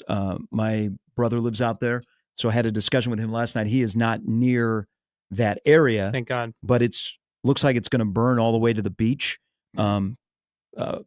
Pacific Palisade High School, which has been featured in a lot of films, burned to the ground. I mean, I can't imagine, as you know, it's just chaotic. It looks like it's something out of a movie in Los Angeles. It's crazy. The images are absolutely But horrific. the people that are covering it from the news standpoint, I mean, just think about, as you evacuate your home, and the news reporters are trying to tell the story of just the absolute chaos of people trying to get out, and the firefighters, which it seems like there's not a lot of them, are trying to battle the fire, and their lives are at risk. You imagine watching on TV and watching your house burn down? Oh, But it's now that the sun is coming up in Southern California and the fires are raging, and they've gotten even more, and there's 2 separate fires that are burning. My brother said, "Yeah, you're not going outside and sniffing the air." no. It's just it looks like a disaster movie. So that's going to be all over the national news. It's just terrifying what you're seeing this morning. I just saw a video of they can't even get water out of the fire hydrants. There's no water coming out of there. I mean, it's absolutely horrific. Praying for everybody who's being affected by that, and just so those brave first responders, those firefighters. I mean, just fighting that battle, trying to save as much as they possibly can. I mean, it's absolutely heroic, and just praying and hoping and wishing the absolute best for those people out in that area. So my brother said that there are the fire is covering the span of about 5 football fields in a minute. Wow. That's just, I mean, it's a little bit like the hurricanes in Florida and the hurricanes on the East Coast. Is like someone who's grown up in Chicago and hasn't really like experienced natural disasters like that. It's always just absolutely, honestly terrifying. Terrifying watching all that stuff happen and seeing all these people affected. And it's you count your blessing, but once again, it's horrific, and hoping as many people and as many things make it out okay over there in that terrible situation. Joey writes in to the Equitable Bank inbox about last night's Nebraska ball game. Officiating in the Big Ten. Yeah. Still very questionable, but if we make our free throws, all of this is moot. Thank you. Yeah. Joey's a good basketball head. Can't leave the door open for a team like that to throw up YOLO shots, because eventually those may start to fall. Well, they end up hitting 17 threes? Yeah, 17 to 31. But okay, it's a little, I think, wait, let me get I don't want to be wrong here. Sorry. Let me go and look and get the exact, it might be 17 for 31. They were, let me see here, 17 to 35. Okay. Mm-hmm. Some people might be like, man, that's unlucky. Like Iowa ends up hitting like close to half their threes. No, like Iowa does that. Like that's what they do. Like that's how, when they win basketball games, like they're flamethrowers, they're firing. Like it's just, I don't know. We had the conversation yesterday. Who would you rather root for? A scrappy team, or a scrappy team that wins, or like a fast, high-paced offense team where you don't know what's going to happen? I'll tell you this right now. It's a dang shame that there are people who are really, really out on that basketball program, because I understand they lose games and it's tough to endure that. At the same time, like they'd be a fun team to like root for, Iowa, when they're hot. I mean, when they're firing, when they're hitting shots, when Dixon, Santfort are really going at it, like they're an electrifying team to watch play basketball. I want to give them as much credit as possible, because like I'll give 2 guys credit. Yeah. Oh no, but that's what it takes. I mean, they had 2 guys score 61 points, and combined they were 18 of 29 from the floor and 13 of 20 from the 3-point line. I mean, absolutely incredible what those 2 did. The transition, and then you kick. It bugs the crap out of me, because I'll see it this time. Guys that drive to the bucket, and you have a layup. You have a layup. Yeah. You have a layup, and what do? You kick it out to the corner for a corner 3. Turns me into Fran McCaffrey. I want to say this, though. That action, they did it a couple times in that game, where they had the ball on the far wing, on the left side wing, right, close to the benches. And then they on the weak side wing, they run a cutter cross in to the paint, and they isolate the defender in that zone for Nebraska on the block. And then if the isolated defender takes the cutter, they skip it all the way back to the corner. Yep. They ran that a couple times. It is a beautiful action. That was and they kept doing it because why not? Why wouldn't you keep doing it? It kept working. The transit, well, and then the breakdown on transition defense. Nebraska's communication broke down. Yeah. The first half of the game was played Nebraska style. The second half of the game was played Iowa style. And Iowa played that style better. That's what it was. I mean, Nebraska had it trending where they could play a muck-it-up mid-60s game, and all of a sudden it turned into a track meet. I mean, at the end of the night, Nebraska, top 10 defense, gave up 90-plus. I do want to give you credit. 8 minutes in, I texted you. I go, what's the result going to be? So at 12 minutes, 12 minutes first half, what's the result going to be? You go 68-66 Iowa. You was sitting on that score with about 3.5 minutes ago. I thought you were going to hit it for a second. I go, wow, this is incredible. Now, I'll say that was a correct prediction. I know it got up to a lot more points than 68-66, but that's how close it was. It was an overtime game. It was essentially a 2-point game. So kudos to you. You read that like a book. There is part of the officiating last night that we're gonna see some course correction, I think, in college football and the NFL after a poor year of officiating. In college basketball, I'd love to see them go to the challenge system. I'd love to see what they do in the NBA, and you can challenge. Because that double dribble, which is the one call that the other ones, you got to control what you control. But the double dribble is a double dribble. The double dribble, that is called, if you are going to AF and you're watching a first grade game, that's going to get called. Even with the first graders, that double dribble is right in front of the official last night, not called. I would love to see in college basketball a coach's challenge that Hoiberg could have used his challenge, and that would have gotten overturned. I'd like to see that come to college basketball. So I'm not the biggest fan of the challenge system in basketball in general. I just think that it's already a game where, especially toward the end, I mean, the last 2 minutes of the game take typically about 10 to 15 minutes to play if it's close, with all the fouls, the timeouts, the strategy. Mm-hmm. And that's basketball. That's how it's supposed to be played. Adding that challenge element to it definitely adds some time. I'd like this, though. I'd like it when they are to review something, they can go back and call a foul on it. So, for example, if they were reviewing an out of bounds, hey, who's got possession of the ball? And they say, oh, the guy who knocked it out committed a foul. They could go back and go, you know what? That was a foul on this guy. We're going to call it. It's their ball going this way. A great example was I want to say it was the 2019 national championship game, Michigan State versus Texas Tech. Kyle Guy, it was an Italian player. I forgot his name. He was a sharpshooter for Texas Tech, but it was a very crucial out of bounds call. Matt Mooney. No, Matt Mooney went to my high school, by the way. Yeah, he Notre Dame college prep legend, like tops of I think the third leading scorer in team history. He always comes back. Great dude. Matt Mooney, though. I wouldn't say that. He played at South Dakota. He once challenged a couple of Omaha fans to go out in the parking lot and fight during a game at Baxter Arena. Oh, yeah. I didn't know that. But he's great. When he came to high school, he was a nice guy. Anyway, Kyle Guy clearly commits a foul to knock the ball out of the ball handler's hands. But it hit Texas Tech last, so it was Virginia's ball, regardless of the fact that Kyle Guy committed the foul. I don't want the challenge system, but I would like it when they review things. If there was a foul committed, they can call it. Because I think it's so dumb. You're challenging an out-of-bounds thing, or you're challenging something else, or you're looking at something else, and it's clearly a foul that caused that they can't retroactively go back and be like, oh, we missed that call, that's a call.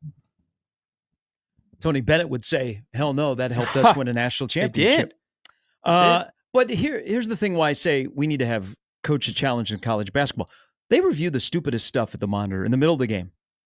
Well, But then in the last 20 seconds, we don't have a review on a play that we reviewed at the 10-minute mark that was a clean block, but at the end, we're not going to review anything like that. I couldn't agree more.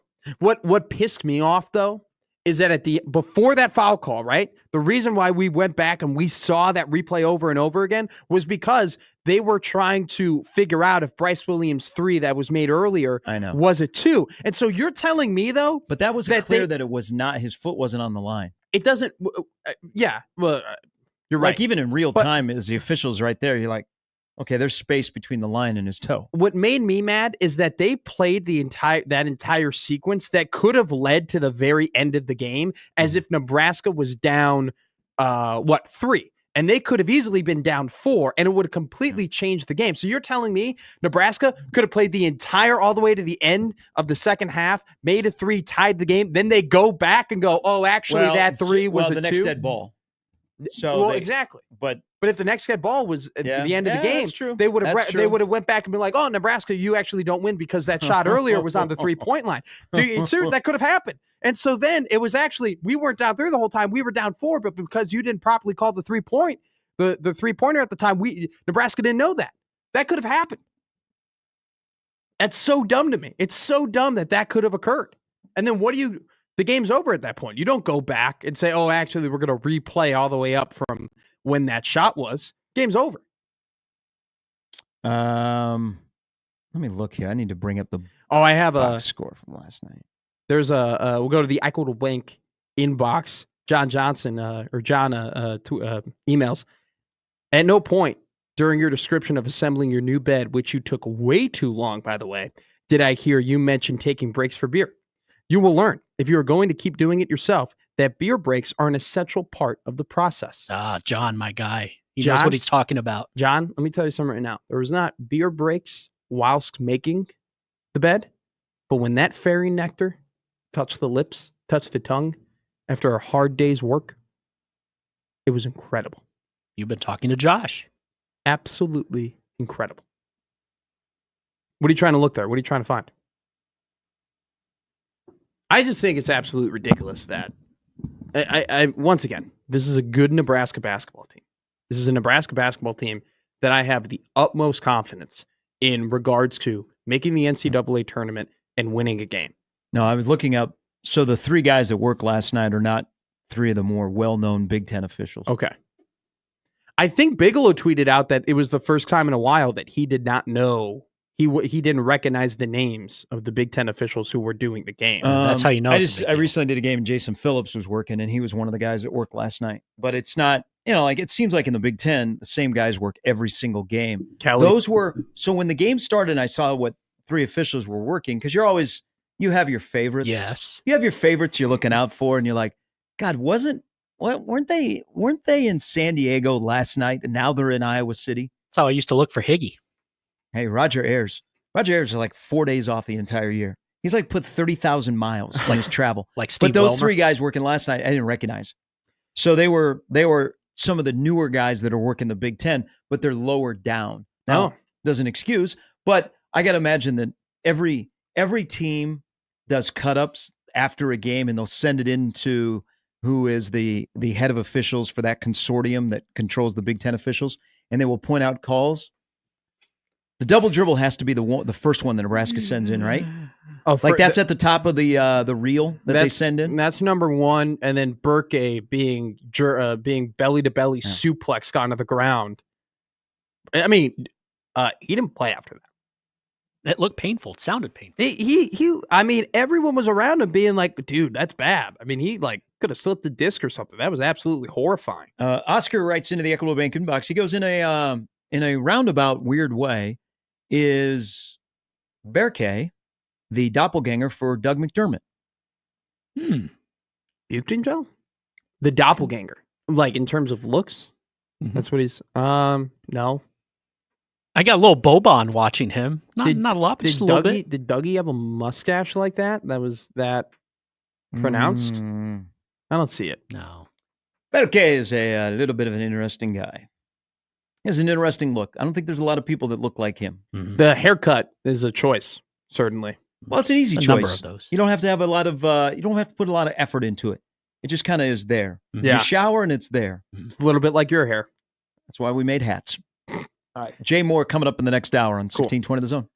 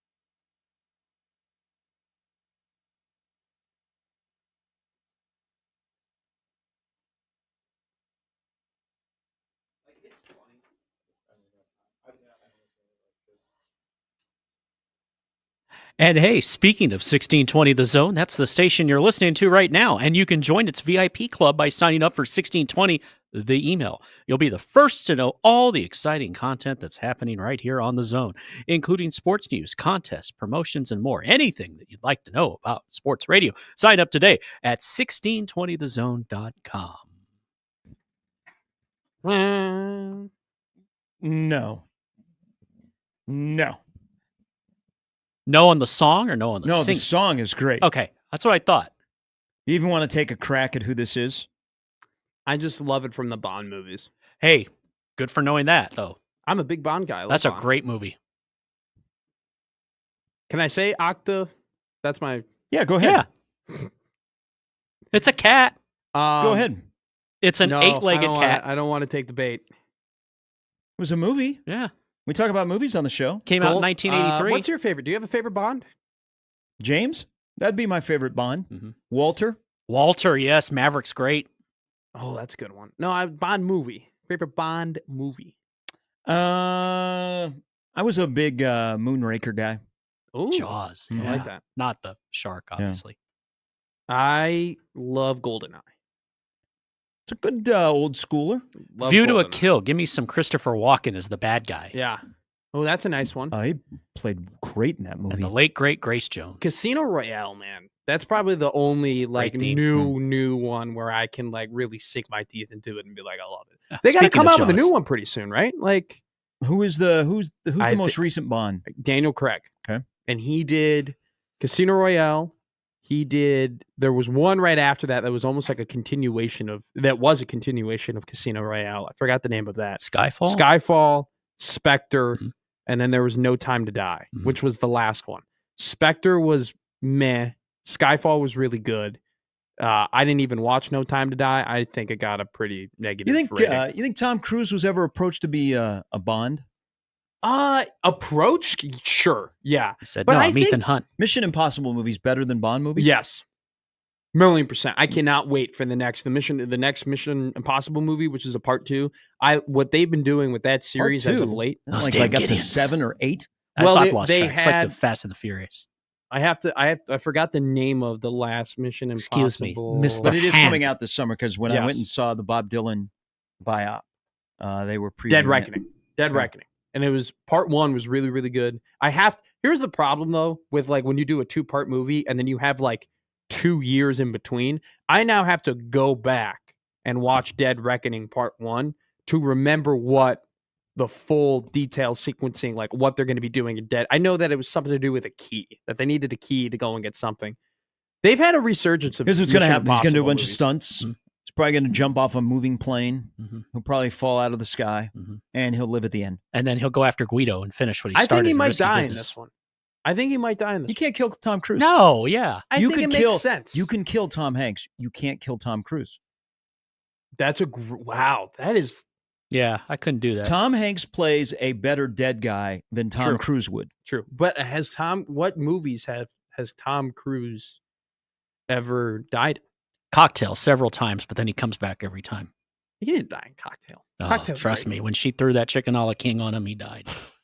I'm gonna tell you something right now. That scene in Cocktail where his buddy's wife tries to his widowed wife tries to get Tom Cruise, I would have folded like a chair, dude. That I don't know what the name of that actress was, but she is one of the most beautiful women still that I've ever seen. And I saw that movie when I was like 9. Love Cocktail. Look. Oh, Elizabeth Shute. Yes. Tom Cruise, Sorry. you know, you hear the stories or whatever, like different type of cat, Tom Cruise, Mhm. right? He is one of those actors. Take my money. I do not care what he's in or what he's doing. I don't care what the plot is. I don't care what. Yeah. No, I will watch that Tom Cruise movie. Absolutely. Tom Hanks has had quite a few movies where his character dies. Tom Cruise. Philadelphia. Wait, you're saying Tom Cruise has? Tom Hanks. Tom Hanks. Tom Hanks. Philadelphia, Saving Private Ryan. Yeah. Road to Perdition. Didn't his Tom Hanks character died in Lady Killers? Tom Hanks puts himself. Extremely Loud. Joe versus the volcano. He jumps into the volcano. Tom Hanks puts himself through a lot of torture through his characters. Yeah. His characters go by the way, through a lot. Captain calls and says Tom Cruise dies in Collateral. Okay, I haven't seen that movie, but I So take Captain's Collateral word and for it. Cocktail. Love me a red eye. No, I Love don't. red. Have you ever had a red eye? Have you ever had a red eye? Once. I've flown a red eye. Same. But you never had a red. You ever have a red eye? Grown man You cry. ever have a red eye? I've flown a red eye and I've been to the tavern. I think I've hit everything I want to do about a red eye. Do you do a good Australian accent? I do not. You ever had a red eye? That's my best. That's my best go at it. Blink, blink, blinkety, blink. Next hour is coming up next.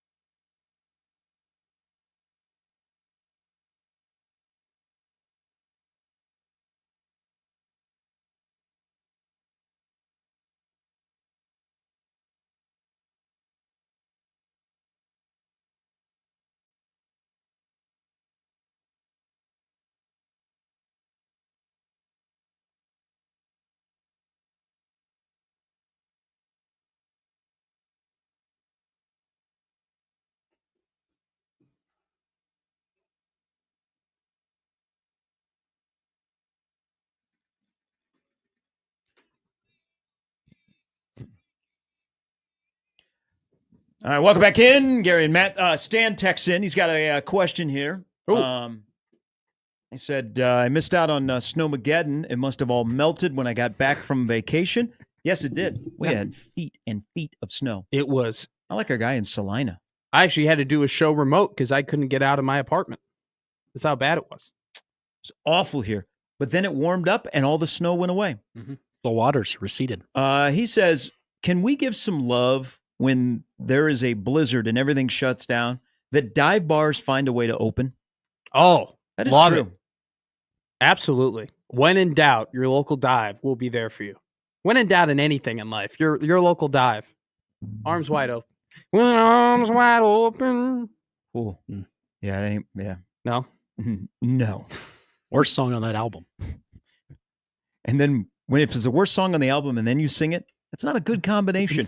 Just me singing in general is not a good combination. Not everyone can be the great Scott Stapp. I can't wait for karaoke night with you, though. That's going to be incredible. I got a feeling you sing like Tyson Fury. Is I got an actual, we already have that? Well, we're doing that. We're doing. I'm Buy a telling you, karaoke machine for the station. My when we do a little, I don't know, new guy initiation, we all come together. We got to do an event. We're doing karaoke. Maybe we all take a trip down to Lincoln to Zoo Bar, do live karaoke on a Thursday. Then we drive back and have a show in the morning. That is a place that they do not want to. Yeah. Now, I will tell you, so you're at a business where there is somebody that works here that is a bartender at Mo and Curly's. Oh. So Mo and Curly's I know for Friday nights has karaoke. And we had a little get-together. Former general manager came back around the College World Series, and there were about 20 of us that were at Mo and Curly's. That's the only time that I would do karaoke. But we have some very talented karaoke singers. I'm sure. In this building. I'm sure. Shout out Alyssa. Miss Alyssa was fantastic. Well, Alyssa was on, what was she? American Idol. Really? Mm-hmm. Yeah. You ever met her? Yeah, I did. I had the pleasure a week ago. But Miss Cynthia was doing some karaoke at Mo and Curly's. I will say this. I like Mo and Curly's. Interesting crowd over there. I've heard about it. People have told me to go to it, and that's the place that I have to hit. Miss Cynthia's super versatile too. I haven't Pantera. I'm broken. Look at me now. Then she drops in some Marvin Gaye. I'm not a good singer, but I do a mean Brandy.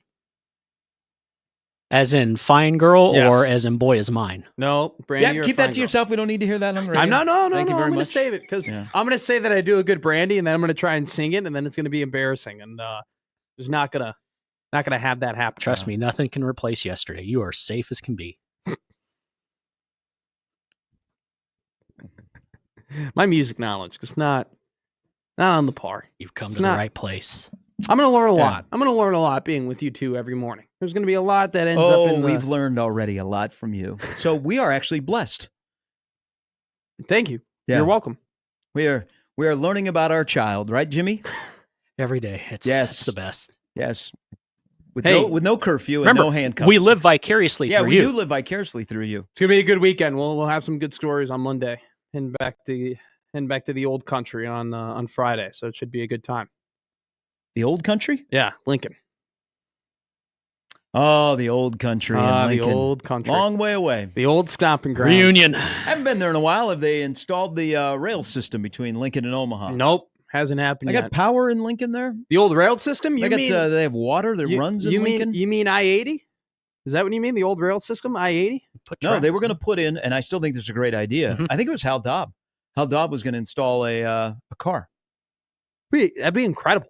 It'd be absolutely incredible for the state. It'd be great for a multitude of reasons.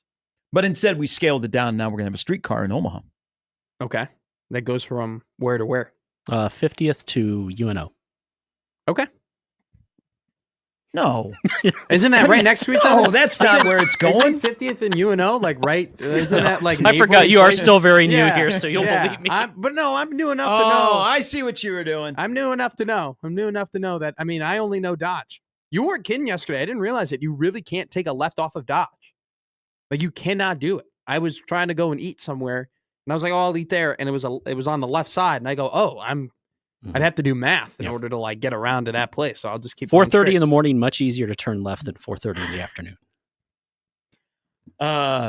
There was a development yesterday in Iowa City that had nothing to do with Nebraska basketball. Okay. So Iowa football, which has been clamoring for a quarterback for a long time, they would like to have Brad Banks.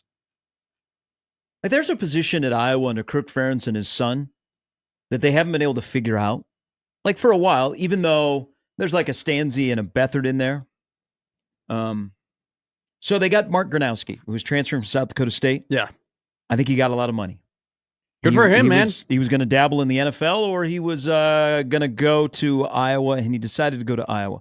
I'm intrigued by this because the kid is a winner, and Iowa has clamored for a Luke Altmaier clone for a couple of years. Ooh, I like that comparison. And now they have turned their quarterback room around where the offensive coordinator has all of the quarterbacks. All of the quarterbacks were essentially brought in through the portal or high school recruiting through Tim Lester. And their offense was better. It still was not super dynamic, and they had a mess at quarterback.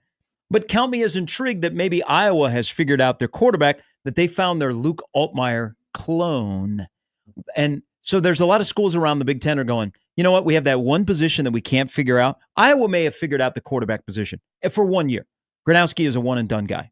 But I like the addition. They went and got, Hunter Brown from Auburn after they tried to get the backup from Penn State, and he dingled and dangled and teased him and then ended up at Mizzou. Yeah, Pribula. Pribula, honestly, Bo Pribula would have been a really good fit, I think, for Iowa because What is the perfect fit for an Iowa quarterback? I really do think running is like a really you talk about Luke Altmaier like having the clone. Like Altmaier can put the ball on the ground like if needed. Like he can scramble. Like he's athletic enough to the point where Luke Altmaier gets the ball out quick, but he can extend plays as well. I really think that Iowa, with their run game and how that team is built, not only on the offensive end but defensive end, would benefit from having a guy who can run and also pass. The problem with Brendan Sullivan, who was starting for them after they finally decided to pump the brakes and pull the cord on Cade McNamara, when they finally decided to double down on the run. What a disaster of a pickup. That was. You remember when they picked him up and they thought, "Oh my God, we got this experienced former Michigan quarterback." Because it showed you what their past history had been with quarterbacks. They can't figure out that position. Just fell flat on their face. But I think that like with how that team is designed, like it'd be nice for them to have a quarterback that can run. It's going to be interesting. It's always isn't that a little frustrating to consistently have a team, like if you're a fan of Iowa, to consistently have the question at one certain position, knowing almost entirely everywhere else on the field you're really good. You're really good on defense. You're going to have a running back. It's Iowa. They're going to have a tight end. They're going to have a safety valve. Like, it's got to be incredibly frustrating just to know year in and year out they just cannot get it right. It's almost like being a Bears fan. I was much better historically than what the Bears have been, by the way. I don't want to point that out, but that'd be correct. You have a losing culture in Chicago. They don't have a losing culture over in Iowa. No, they don't. They win at Iowa. I do give them a credit. They have been aggressive at their quarterback room because they have added quite a few quarterbacks. But you brought up a good point here because I'm thinking Iowa has had the quarterback issue and they got to get quarterback figured out. And then even if they have competent quarterback play, they might win 9 games. So Nebraska has got their quarterback position figured out. Yes. The quarterback room belongs to essentially Dana. Yeah. So got to think Glenn too probably has. I mean, he is the quarterback. But you're right. It's mainly in the hands. You're right. All of the quarterbacks have at least either gone through a brief time with the OC or they were handpicked. Like the transfer from Purdue was handpicked by Dana. But they all have, they've all had interaction with the OC, so he's got control of that room. He's now kind of receiver room where he's got control of the wide receiver room of guys that he likes and then guys that he has added. Yes. But you brought up something that got me thinking, making this Nebraska-centric. So if Iowa has longed to get the Brad Banks, and Brad Banks was a dude. Brad Banks is one of the best quarterbacks Iowa football has ever had, but he was a dual-threat guy, which Gronowski can be a dual-threat guy. And I think he'll be their starting quarterback, and I hope they would be wise that they paid him a lot of money, and I think he'll be perfect for them. Yeah. Doesn't turn the ball over. He wins. Hey, he's at one of the winningest, if not the winningest football program in FCS over the last couple of years in Brookings.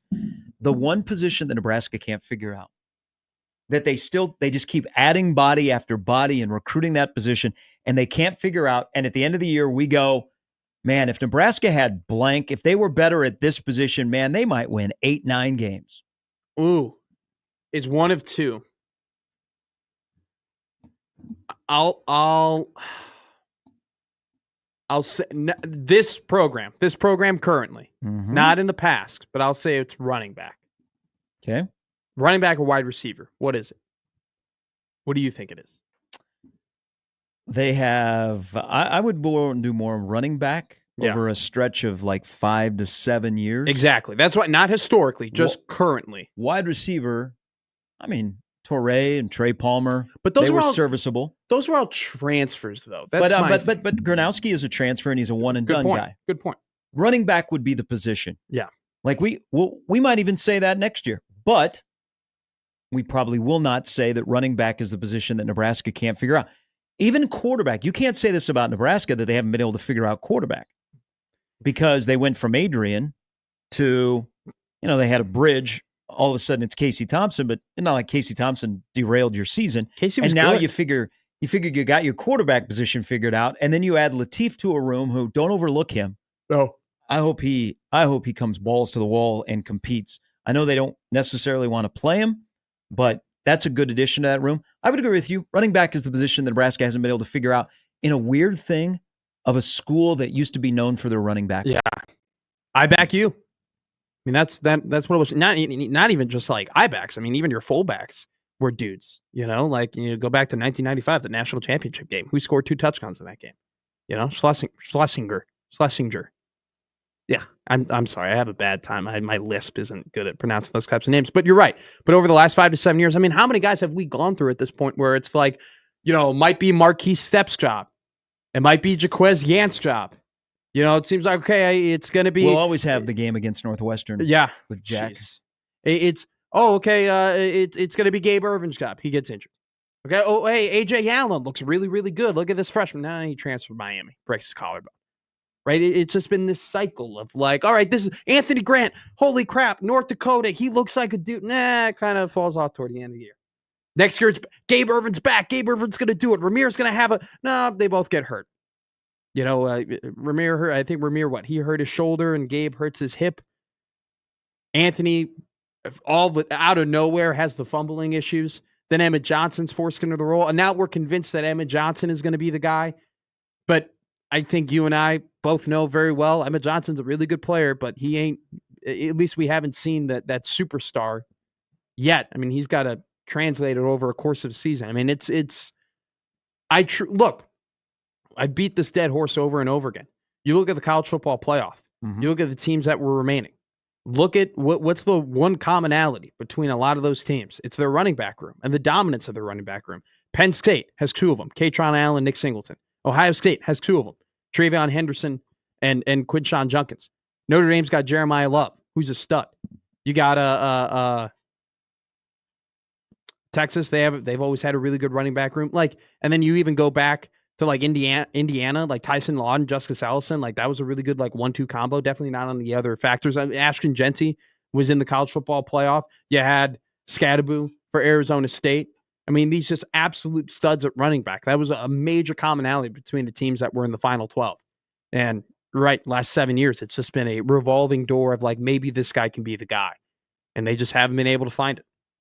So the highest ranked, according to recruiting rankings, that have committed to Nebraska. So Dylan Raiola is the highest ranked recruit that's ever committed to Nebraska. Of the top 10, how many running backs? Ooh. We're going back. I've looked at this before. We're going back 20 years. Top 10 recruits, highest ranked recruits that committed to Nebraska. Dylan Raiola is the highest ranked recruit that's ever committed to Nebraska. Then it's Lucky. How many? It's Marlon Lucky, right? Is the next one. How many running backs are in that list? Yes, Jimmy? Marlon Lucky is number 2. So Lucky. I'd love to meet some Marlon Lucky. One. Whose career is probably aged better. Okay. Yeah. I mean, you might not be able to get this because he did not finish his career at Nebraska. Okay. He started at Nebraska. I mean, the next guy that I can think year. is Amir. Was Amir a really highly ranked recruit guy coming in? No. Amir was a little under the radar out of Alabama. Yeah. And there was, he's running back, defensive back type guy. Callahan had a really good initial recruiting class when he came in. I can't name off the top of my head who it was, but I know, they had that quarterback that came in. And Castile? No, Aaron Green. Oh. Now, Aaron Green was only here for a year before he went to So is it only TCU. those 2? Mm-hmm. Those are only 2 running backs. Now, we're not going all the way back to like LP and Sure. No. this is since they've been doing intense rankings. Chris writes in or texts in. What is this? It's called the Twitter. He said it's running back, not even the discussion. Since Amir graduated, that position has been a rotating dumpster fire. A solid back would have given us an extra 2 games minimum. I think dumpster fire is a mean way of putting it, but the sentiment is there. The revolving door is real. It's very real. So the question becomes, has Nebraska, and I think a lot of us are in agreement here that running back has been the position that Nebraska can't figure out.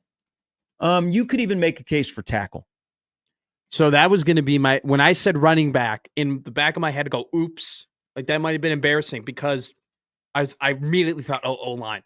Like, dang, O-line's been there. So has Nebraska, if we say Iowa for at least a year has figured out their quarterback position, has Nebraska for at least 2025 figured out their running back position?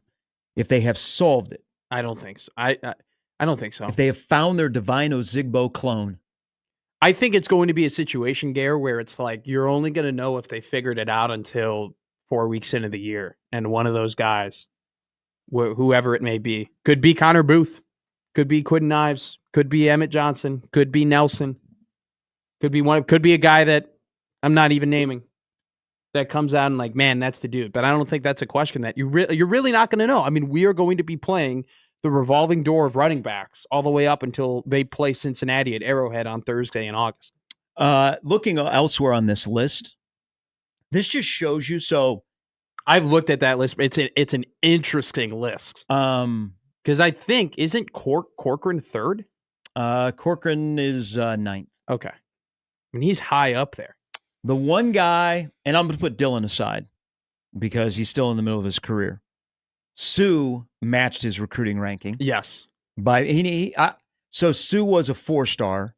He was the number 6 defensive tackle. I'm going to say he eclipsed his recruiting ranking in his time in Nebraska. Now, one guy that's on this list that probably should have, and because of a position change, if he would have stayed at offensive line, Baker Steinkuhler out of Lincoln Southwest. So he was the number 1 overall recruit in 2008. If he would have stayed on the offensive line, they moved into defensive line. He ended up playing, I think Baker played well over 50 games. If they would have kept him as an offensive lineman, he wouldn't be, I think Baker is a doctor right now.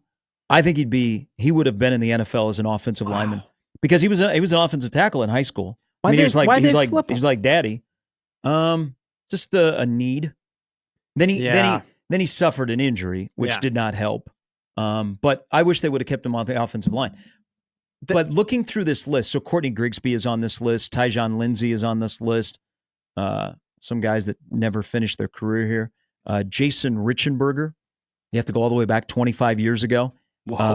So that was it was a big deal. He was an inside linebacker. He was from suburban Kansas City when they got him. And he was like, oh, that's a big pickup. Because it was, like Solich was looking for wins. Yeah. And he was the number 2 overall prospect in Missouri. And the Wistroms and the Ruckers and the other wins in Missouri, the Dan Alexanders, had kind of started to dry up. And they got Richenberger. And Frank was like, this is the guy. We got the second best player out of the state of Missouri. Yeah, he finished his career, I think, at Northern Iowa.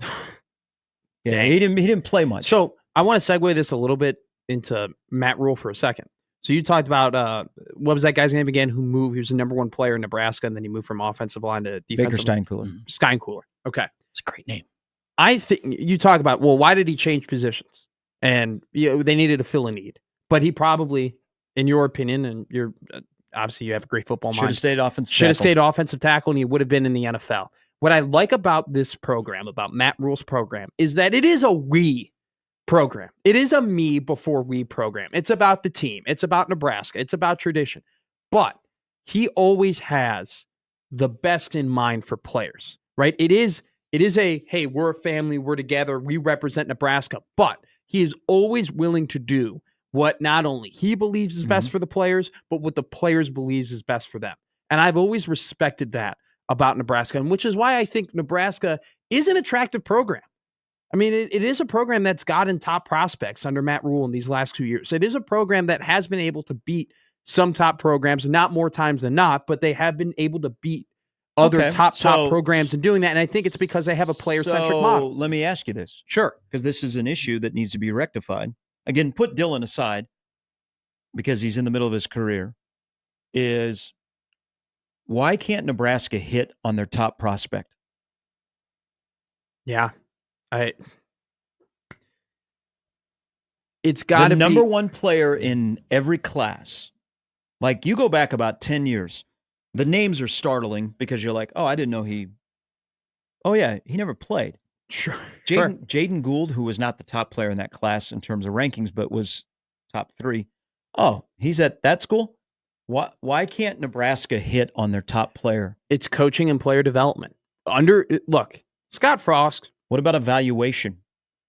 Ooh, well, Kicking the tires, vetting, relationship building, knowing what you're getting instead of a nice little shiny 4-star with a 6.96 rating.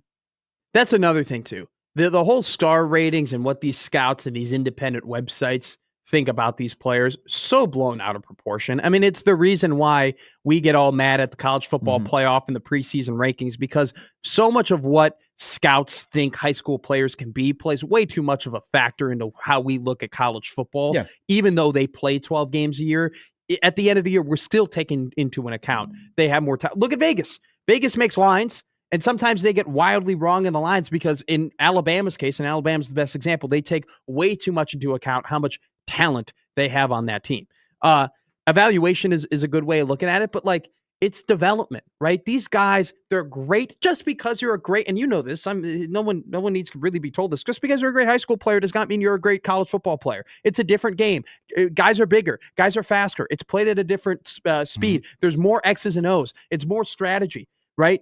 You have way more people putting in way more time to game plan in college football than high school football. So it's just one of those things where it's like, if you don't properly take a talented guy and prepare him and get him ready, not only physically, but mentally, they're going to fail. And that's what this program over the last 10 years has consistently done. They've consistently failed to develop. It hasn't been a recruiting problem. Nebraska hasn't had a true recruiting problem. They're consistently in the top 25, top 30 of classes in the country. They're since the transfer portal is open, they've done a good job. They've held their own. They've been able to get talent. It's always been a development problem. Always. Yeah.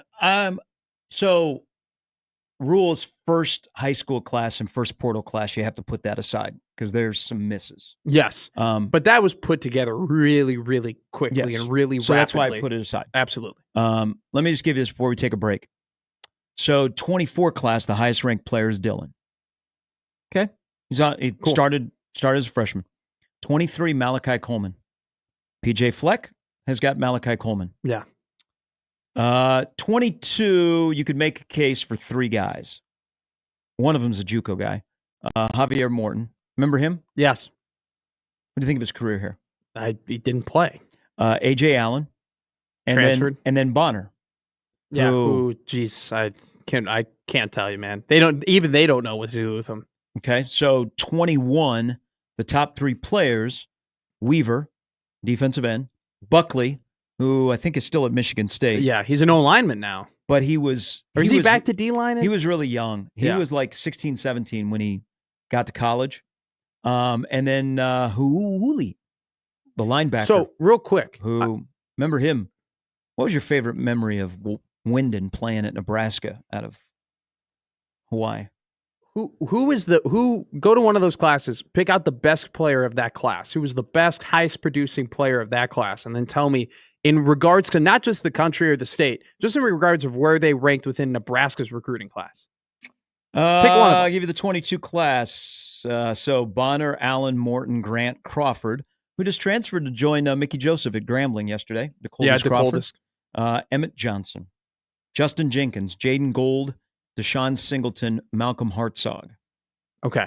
That was your 22 class. I would say probably Singleton has been the best one collectively. It's not a great class. Maybe Johnson. I will take Emmett Johnson. Yeah. But Singleton was a starter way more than Emmett was. It doesn't matter. One of those two. Yeah. I mean, they're ranked really far down in that list of your top prospects. I mean, I just want to do that exercise just to show people, like, man, star ratings, Overrated. Don't buy into it. Ja'Cory Barney was by far the best freshman they had this year. He was a 3-star. He was nowhere near close to being one of their top prospects. You probably have to go back to 19 Wandale. Wandale was the top player in that class. Wandale was a dude. Just can't develop, man. 2020, the top high school player in that class, Marcus Fleming, Alante Brown, Jaden Francois, Payne, Jordan Riley, Endab Joseph. Then comes Jamari Butler. See, so Nebraska can take the prospect and develop him, but to get where the 4 teams that we're going to see play over the next 2 days, what are they doing? They're taking the top guys. The bangers that come in. See, that's the thing I always tell about Tom Osborne.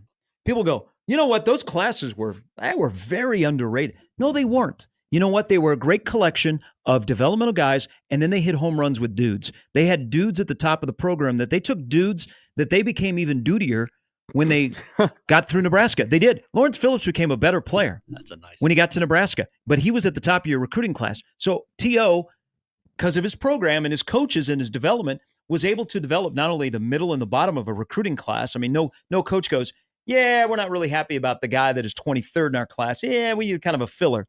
They were able to go the middle to bottom, but I think what was even more impressive, they made the top guys at their recruiting class even better. And that's where Ohio State, Notre Dame, Penn State, and Texas, they get dudes because of who they are, and they make those dudes better at the top of their class while the rest can develop and come along. And then all of a sudden you go, oh man, that guy was a 3-star, and all of a sudden he's your starting left tackle.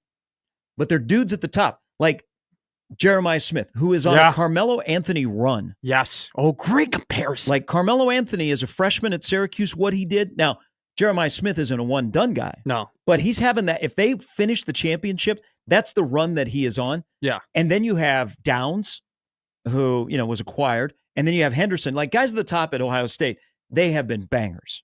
That's where Nebraska we need to figure out, why are the top guys that commit to Nebraska, how come they flame out? How come you can't find the more Wandale Robinsons, or we're just going to say that Dylan's on the right path? Good stories are nice, but you win championships by taking dudes and making them superstars. All right, quick break. We'll take a break. We'll come back. Let's get to Mike and a couple more on the running backs. Then we'll check in with Jay Moore on this Wednesday morning of Gary and Matt in 1620 The Zone.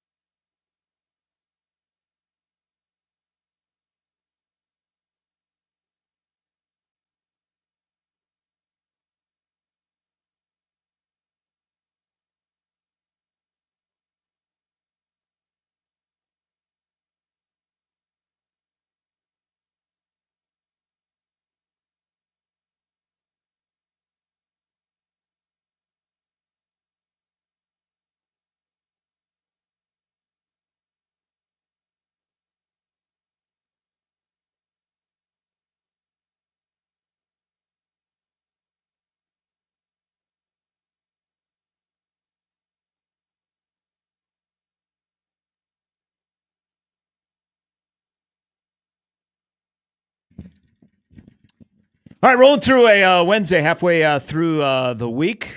John, not enamored, wonders, Dylan Raiola, 5-star, give me a break. What does that mean? What does that mean? Give me a break. I don't understand. It was a good show. 80s sitcom. No, yeah, Carter. That was, you know what? Not a bad. I don't ever see it anymore. It used to be on USA in reruns after or before American Gladiators. I'm sorry, guys. This has gone over my head. What are we? Parker Lewis Can't Lose. That was on too. Google is your best friend. Okay. Not Wikipedia in this case. Google. Just Google it. You would have been about this lineup though. Trust me.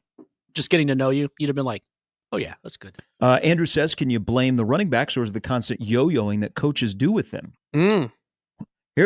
Here's what this is a good little off-season. If you know, you know. Are you more likely to be able to rattle off the defensive back coaches at Nebraska in the last 10 years or the running back coaches in the last 10 years at Nebraska? I would say for me personally, just DBs. But there's going to be an obscure one-year guy that coached defensive backs here that is a name that I've done this with friends that they won't get. Just a weird one-off guy that you're like, who was that guy? Well, you know what? 20 years from now, we might be doing that with tight ends coaches and be like, wait, who the hell is Josh Martin and Bob Wager?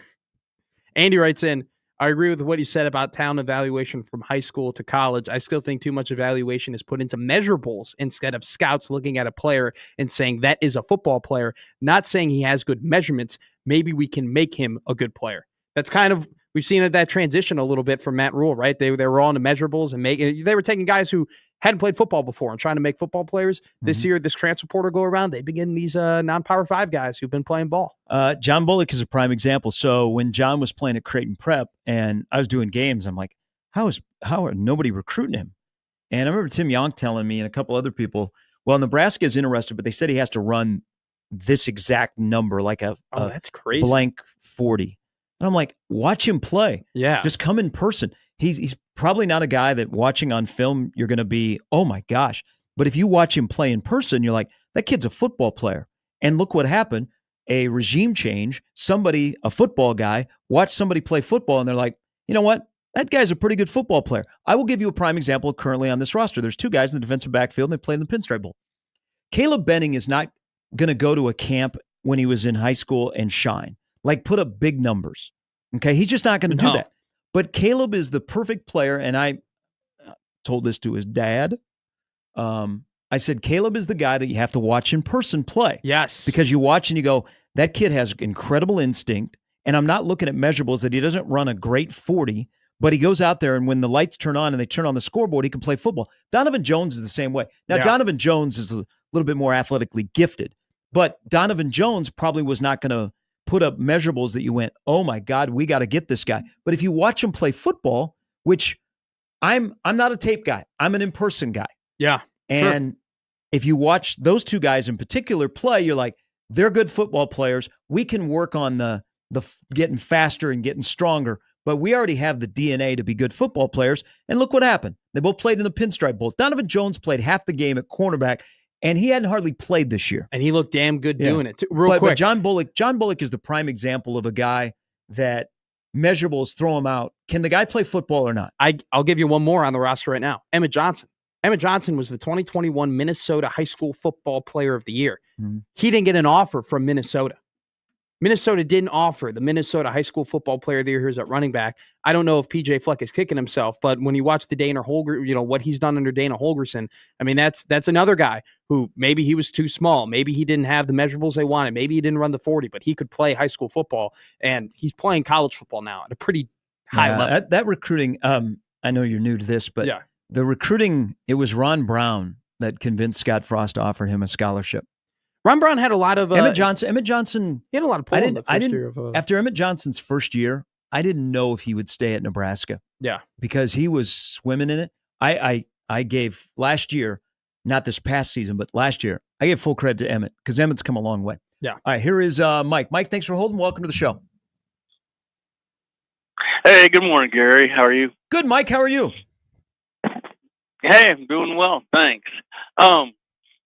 Gotta love me some Ron Brown, man. I don't religion or not, he's a good man, and he's done a lot for Nebraska. Anyway, I was calling about. I thought Rex Burkhead was a top 10 recruit or whatever out of Texas.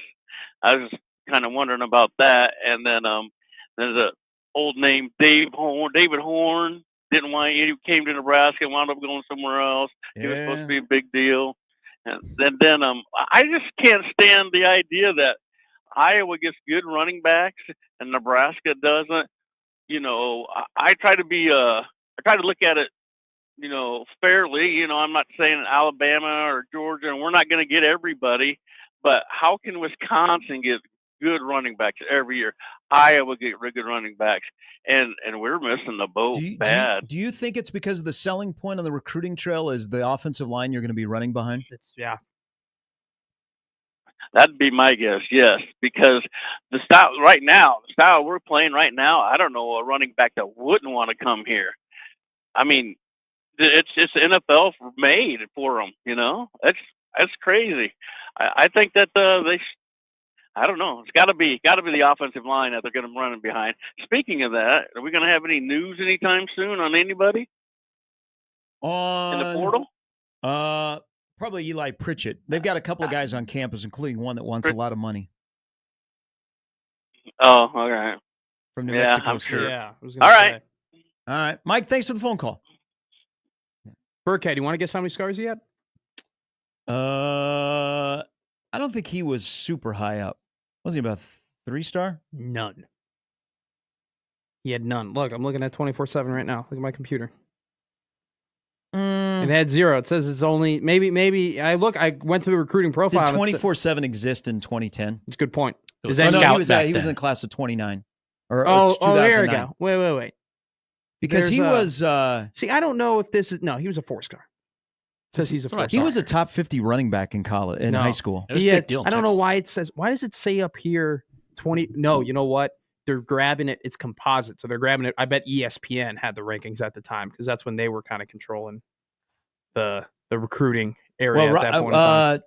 What the 4-star though? Rivals was number 1. Scout, because I worked for them back Scout, and then ESPN when Jeremy Crabtree was there, even Mitch Sherman, they ESPN invested a lot, like back in the mid 2000s, to recruiting, and people would use it.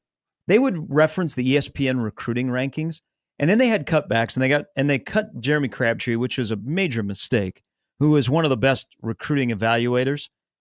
Does ESPN even do high school football recruiting? They still do basketball, because I do see some ESPN references to high school basketball, but are they still doing rankings for high school football? I'm almost positive, and if I'm wrong, go ahead and correct me in the chat or wherever. But On3 has this system where On3, and it's the same thing, 24/7 has a system as well, where they don't just do their own recruiting ranking. They composite all, they put all together. And I'm almost positive about a year or two ago, On3 lowered the mark of how much interest there, or how much substance they put into ESPN. It used to be a split, but now ESPN gets less of that pie when it comes to like making the total composite score, because they don't invest as much anymore. There are guys who are top prospects on 24/7 and On3 that ESPN just doesn't really have.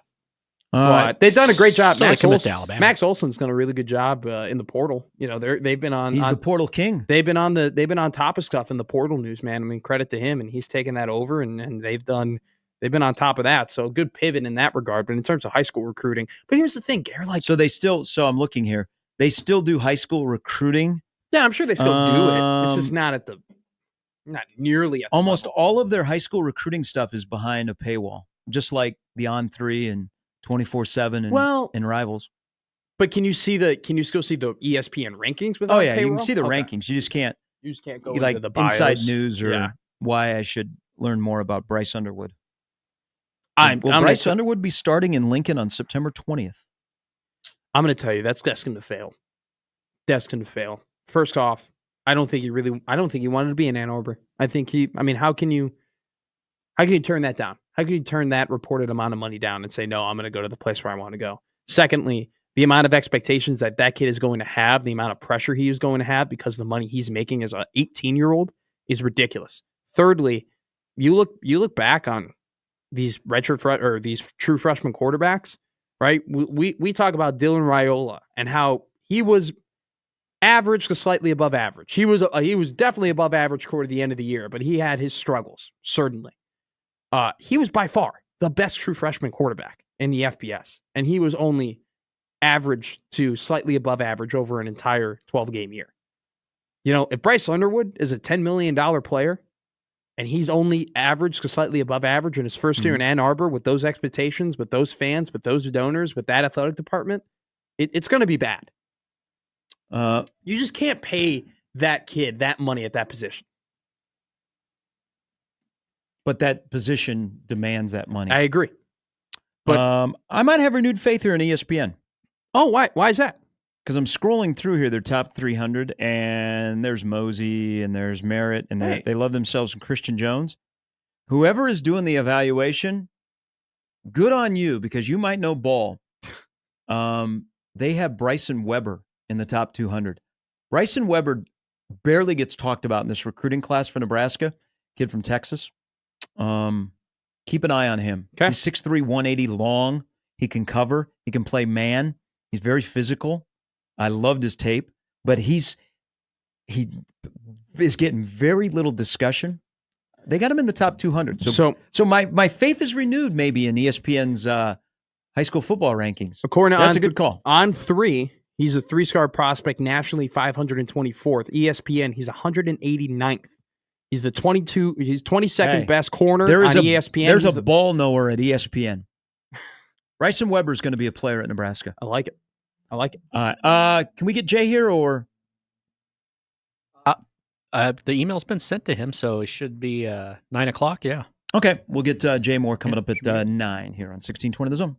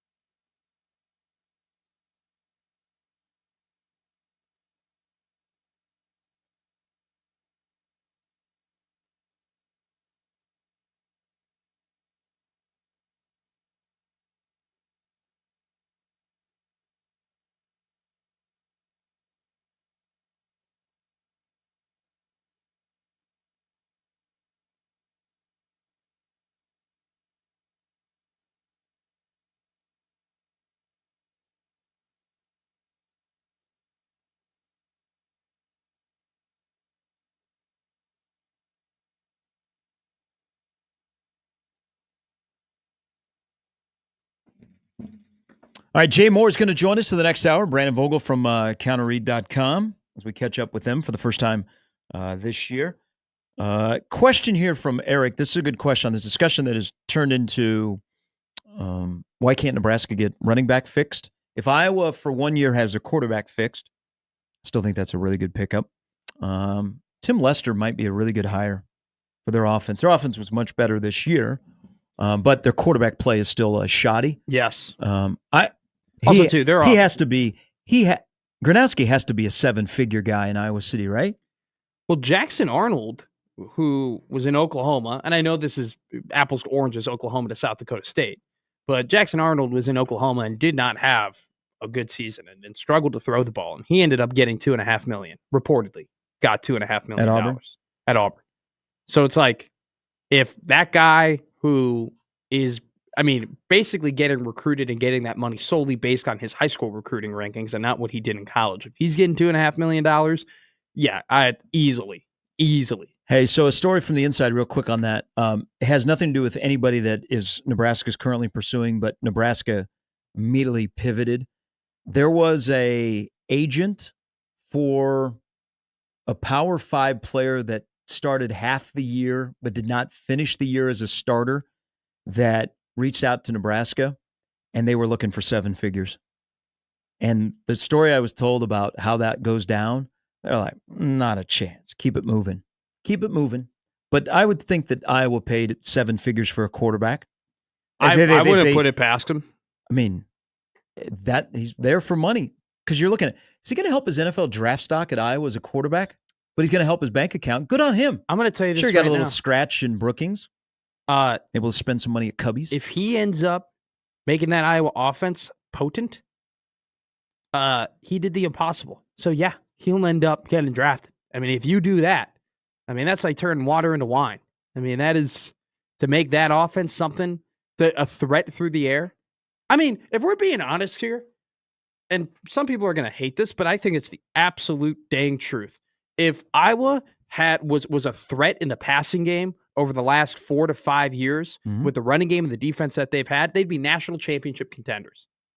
They got to the Big Ten championship game against Michigan solely off of running the ball, special teams, and playing great defense. If they were able to throw the ball with this group of guys that they had with Van Ness, with Campbell, with Laporta, with DeJean, with Castro, with these dudes, Caleb Brown, like if they had a legitimate passing game, they would have been able to easily contend for a national championship. They just couldn't find the guy.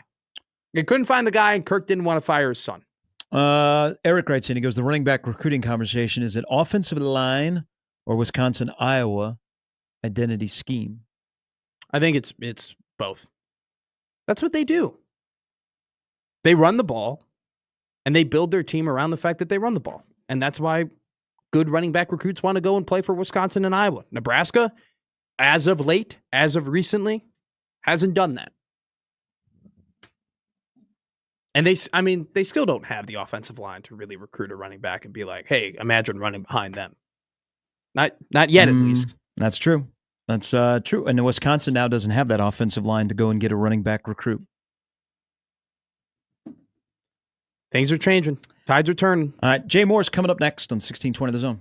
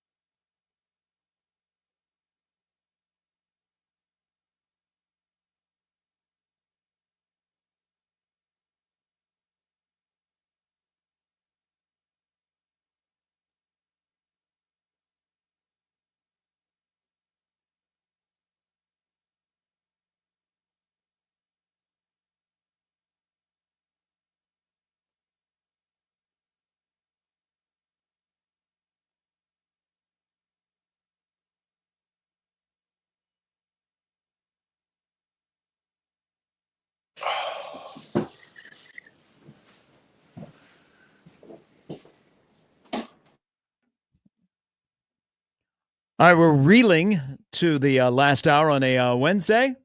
Oh, where'd he go? He's there. No, he's not. Well, he's not there, but he's there. Oh, Look at this guy. Look at this guy. is. Oh, Good morning, Jay Moore. sharply dressed, Mr. Moore. Look Get a at you. little water.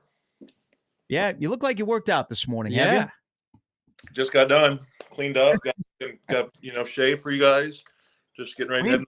Cleaned up is an understatement. I mean, that is quite the number, Mr. Moore. I mean, you're looking nice and dandy for this very highly professional and super serious interview. It is. Yeah, I this is most important task of my day today is this interview with you guys this morning. Yeah, okay. Thank you. I want to make you the general manager of Nebraska football, and I've just given you $1 million that you can spend on one position out of the portal. What position are you spending $1 million on? Are we talking like current situation or just like? Yeah, let's talk current situation. So we remove the quarterback out of the equation. Yeah, that'd be initially where I'd go if we were saying in general. But I think right now, and just other conversations that I've had with other people in these positions, there's one of two places, and I think it just equates to the NFL, who's kind of getting paid the most money, and that's either an elite edge rusher or a left tackle. Yep. And Nebraska's kind of in that position. They kind of got, the Newari kid from Missouri. He's still pretty young, and I know he didn't play a lot at Missouri this last year, but Nebraska's in a position to get a pretty good left tackle. I think that kind of completes this transfer portal cycle for now. I think that's just kind of the missing piece. You've got some good other pieces, but I would think a left tackle, and that's what they're going for. That's what they're getting $1 million plus. The good ones are. So that's where, if I had $1 million, that's where I'm spending it right now, is at the tackle position. Jay, we'll keep playing the hypotheticals here. You're no longer the general manager. Now you're a defensive line coach. Okay. Let's remove Nebraska. This isn't a Nebraska-specific question. This is just a defensive line ideology question. You got two guys in the portal. You have one guy, younger dude, highly rated prospect coming out of high school, okay, but hasn't played a lot of college football. You got your second guy, not highly rated out of high school, not the guy with the measurables, but has played a lot of football at a non-Power 5 program. Who are you taking? Are you taking the highly rated, highly talented high school player with not a lot of experience? Or are you taking the not as talented but producing non-Power 5 guy?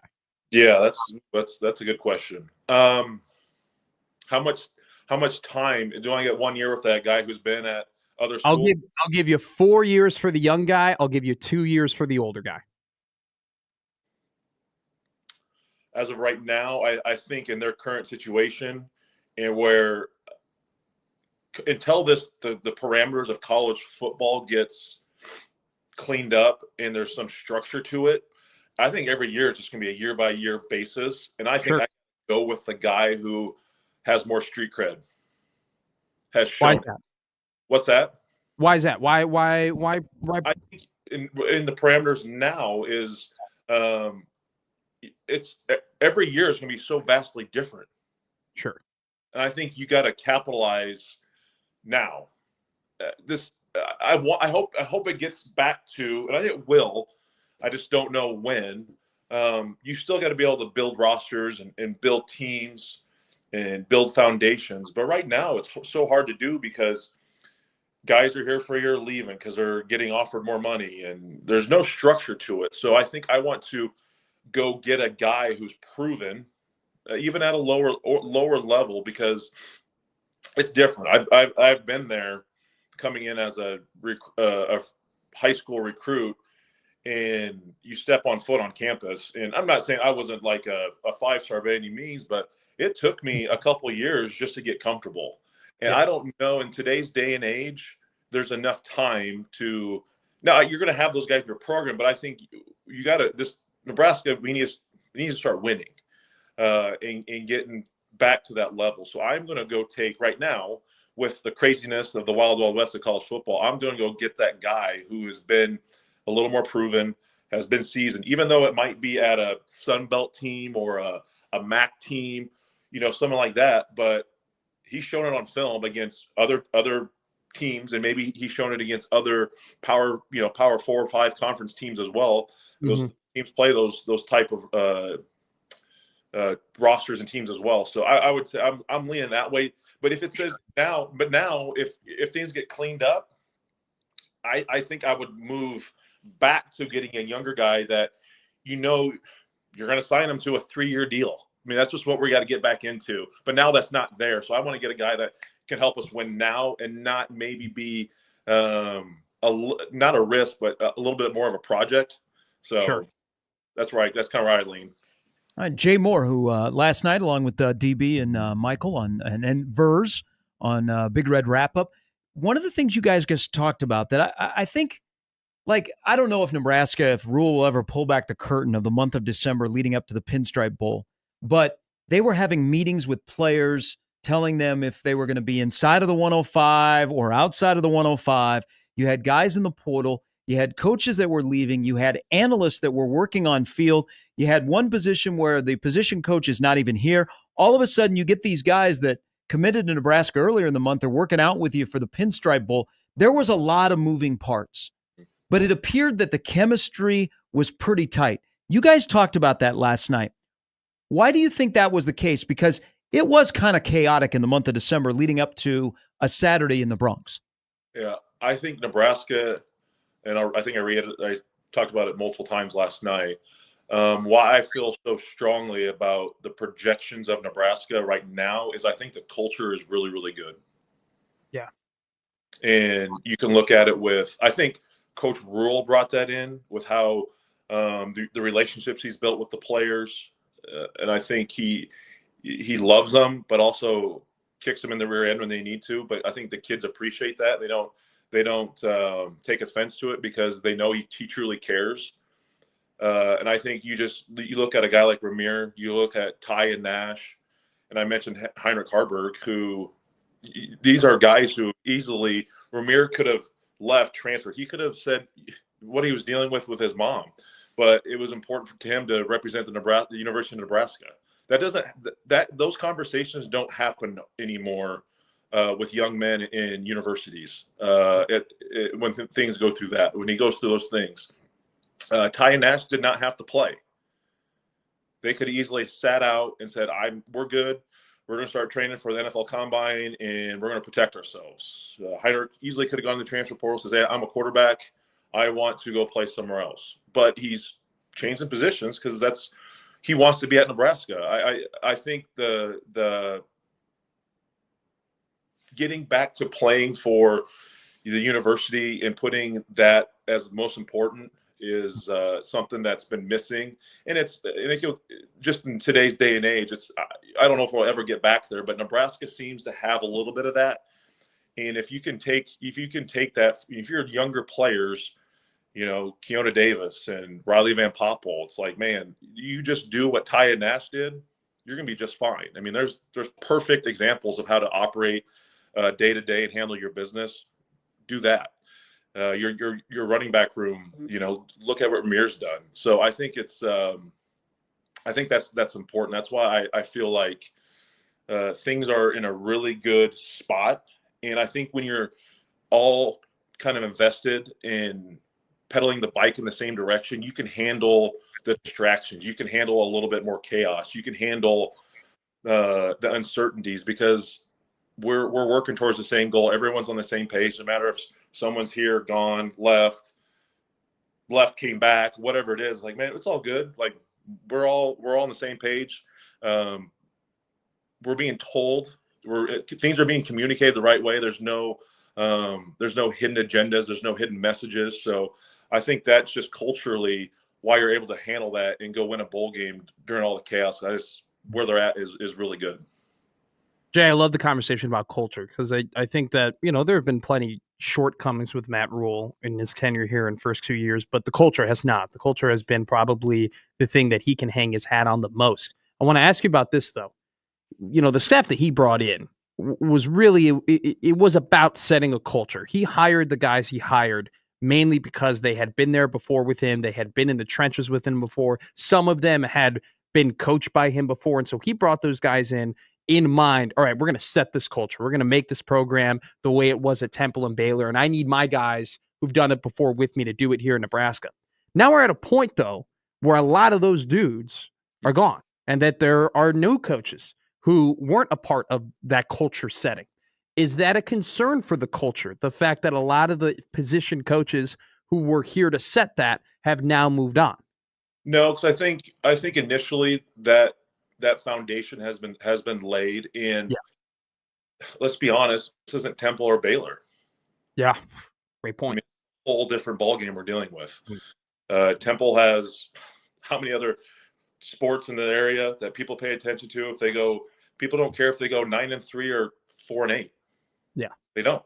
Baylor, there's how many other universities? It's just this is a different world, and you bring your guys in who you're comfortable with, you have relationships with, but I think loyalty can hurt you to a fault, and I think Coach Will's been careful with that. I think he's always going to be loyal, but I also think he's always going to have those conversations, the tough conversations with his players and his staff, because ultimately he wants to be here, and ultimately he wants to get this thing back to where it was and where it needs to be. So no, I'm not concerned whatsoever. I think he's going to do that. I mean, he's going to do the stuff that has to happen. I mean, he fired an OC middle of the season and brought him in, a different guy in who was not coaching. And that OC is still on staff. Yeah.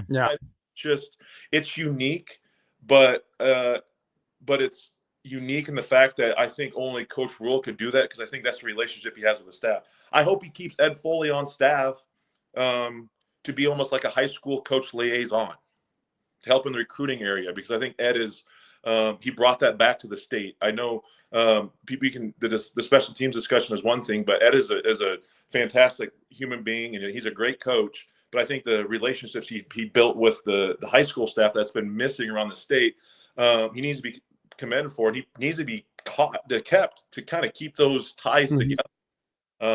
So I think he can move those pieces around in a very healthy way. I don't think anyone left with any ill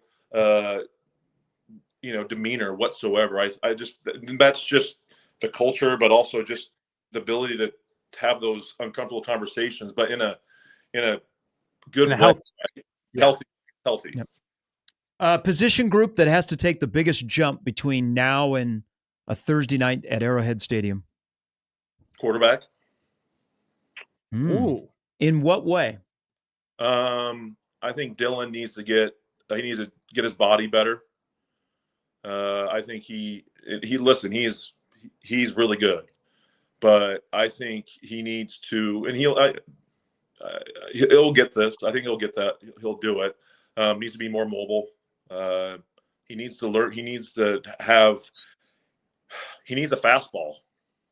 We saw, he needs to be able to put a ball on the guy instead of just chucking up. So listen, he's between the ears. He's really, really good. I think he's just got to take care of his body a little better to get a little more agile, a little more explosive.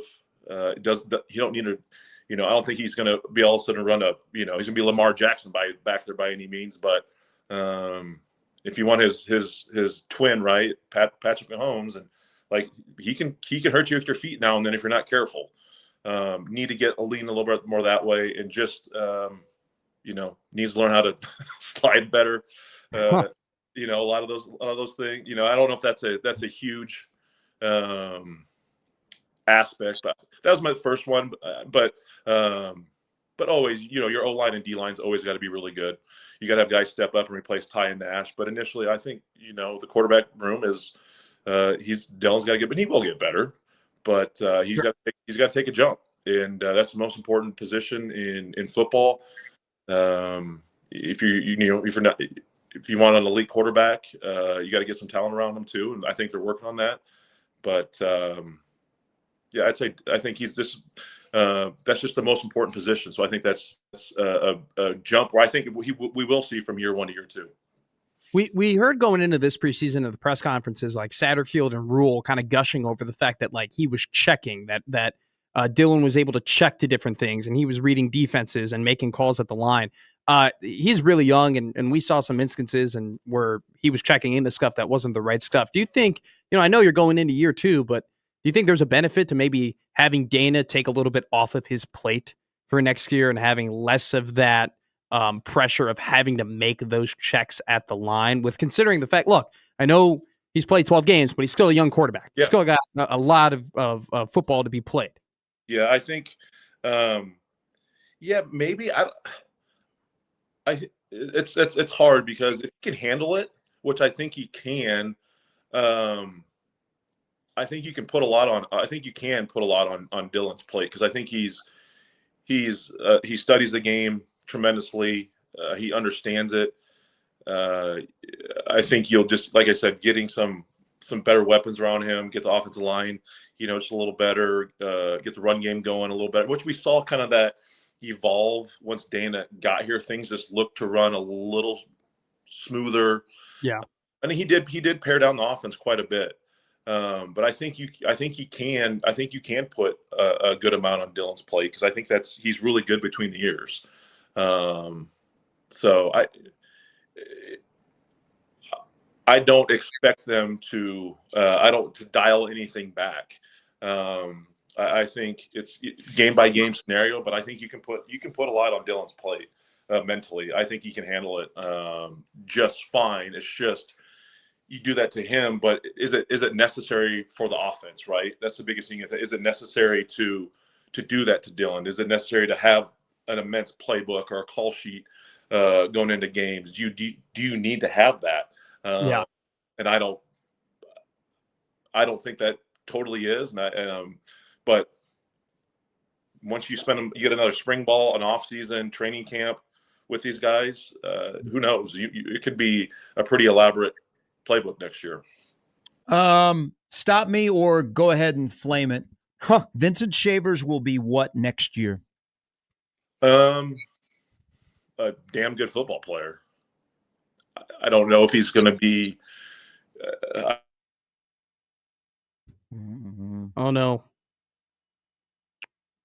He was cooking. yeah, he was doing great. They'd paid their bill. It's like the beginning of He Independence sounded Day. look for using his phone. He sounded great. I mean, he's got the nice setup and everything like that right there.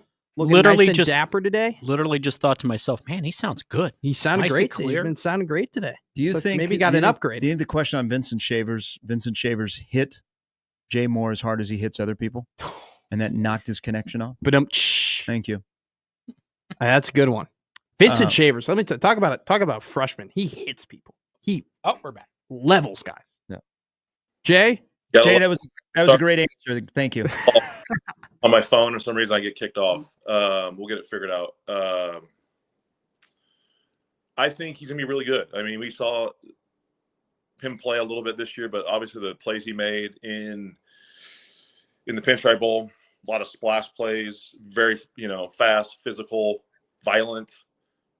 I mean, I'm not saying I'm not ready to say he's gonna be an all Big Ten type of guy next year, but he's gonna be really good. He's gonna be really, really good, and I can't wait to watch him. Just some of those younger guys, some of these Florida guys just evolve. Him, McGahee. I think they're gonna get better this offseason, and then the sky is the ceiling for them. I mean, they can be really, really good, but they got to do the right things still. They got to do the necessary things. It can't be a one game, I went out and balled out and I'm good. No, it's got to be very, very consistent. They got to prove it week in and week out, which they hadn't had to do yet. So they can become that consistent player and do the necessary things day by day throughout the week. They'll be just fine. They'll be damn good. Let's talk about a couple other young guys, Caleb Benning, and then Donovan Jones. What would you say in your experience, Jay, is more difficult to get into or more difficult to do? Be a young DB, adjust to being a young cornerback, or do you think it's a little bit more difficult to be thrown into the trenches on defense and kind of be told you got to sink or swim. What do you, in your experience, what do you think with you being a DN and then also seeing other young quarterbacks? What do you think is a more difficult thing to adjust in college football? I think you see a lot where I've been. I think your younger players can get thrown into the secondary earlier in their careers and be okay. Mm-hmm. It's not like being an O-line, D-line where they might not have the strength yet. The technique is very, very key. For really the secondary, for most part, the physicality might be a bit of an adjustment. But for the most part, it's just controlling your mind and just the nuances of coverages and the difficulties within that. So I think you see, Fabian Washington was in my recruiting class. He played as a true freshman. I think a lot of other players in the past, Ralph Brown, right, that get thrown in, and these are elite guys who then went to play in the NFL. I understand that. Mm-hmm. But you see more secondary guys play earlier in their careers than not. But if they're comfortable, you can kind of protect them a little bit as well with zone coverages. Even in man situations, like you can do some things with them to help them out. So Donovan played a ton in the pinstripe game, in the bowl game. I know Caleb is right there. First and foremost, those guys love to compete, so that you're always going to have a chance when those guys want to win and compete their tails off. But you can throw those young corners and safeties in there, and they can adapt rather quickly because it's not as big a jump as, hey, you're a true freshman D lineman, go take on this 330-pound offensive guard and on a power scheme and get off a block and make a tackle. Vastly different comparing those two spots. Sure. Hey, we'll get chatter on this, and I appreciate you joining us for another fall because we need to talk some golf. Warm thoughts. Next Thursday, it's going to be 42 in Omaha. We might be out golfing. The top 100, according to Golf Digest, top 100 courses in the U.S. is out. Pine Valley in New Jersey is number one. Cypress Point, which is the Pebble Beach course. Shinnecock Hills, National Golf Links of America. There are 2 Nebraska courses on here. Sand Hills is 7th. Cap Rock is 46th out in Valentine. Have you played either one of them? I have not played Cap Rock. I unfortunately had to turn down a couple trips just with just scheduling purposes and other golf stuff that I do. I've played Sand Hills. I've probably played it 4 or 5 times. It's fantastic. Nice. Awesome. There's nothing like it. And I've had the chance to play the number one on that list a couple times as well. Ooh, okay. All right. Well, we will have to get out here in the spring now that you're back to full health. Yes. Yeah. The hip's good. But yeah, the number one that you listed is it's the greatest course I've ever stepped foot on. And it deserves the number one list. But yeah, Sand Hills is great. Cap Rock will hopefully get up there, sometime this summer. But the state of Nebraska has great golf. Awesome, very, very underrated golf.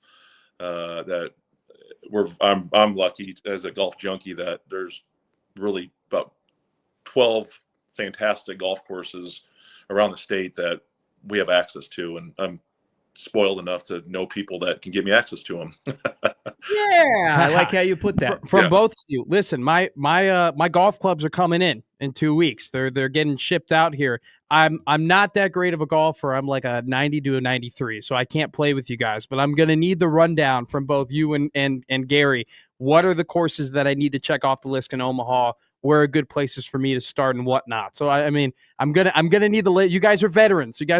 So I need baby steps here because I can't. Yeah. I'm not ready to play Sand Hills. So you gotta give me a couple of years before I do that. Medieval putt. We'll send you a list. Hey, yeah. There's some good ones in the Eastern State, and even better ones out west too. Yeah. Yeah. Hey, Jay, as always, I appreciate it, my friend. Thank you. Thanks, guys. Enjoyed it. That is Jay Moore. We'll check periodically during the off season in with Jay. That'd be great. So you want a little golf porn? Yeah. On this because it's cold outside. What is it, like 5 degrees outside here in Omaha? Yeah. It's cold. Dry heat though. It is cold. The sun's out. We got that. To going for you, us. that's your go-to, man. It always gets a chuckle out of That's me. because I didn't grow up with dry heat. I grew up with humidity. It's Lots of such humidity. a good joke. Our friends over at Corey Oaks. Okay. So their social media game is top notch, and Yeah. after being shut down and reconfigured and everything else, they are reopening. Ooh. Yeah, so they put a little golf porn out there on social media to see the changes at Corey Oaks. So I can't wait to get out there when it officially opens up. We'll get the 'Cause they thought have- here soon. I mean, they closed the course, they renovated the clubhouse, and it looks fabulous. I'm waiting. But I will to back up Jay's point. So there's some of the well-known courses. They're going to cost you a little bit more. We are very lucky. This is a great golf state. There are a lot of public courses that are fantastic, especially right here in the town. Yeah, I can't wait. I cannot wait to discover. I did the Lincoln Golf. Like You went to Holmes. Yeah, went to Holmes. Not on that list of the top 100 golf courses. Either is Mahoney. I went to Mahoney. I liked Mahoney. Mahoney was a good golf. My favorite by far though is Pioneer.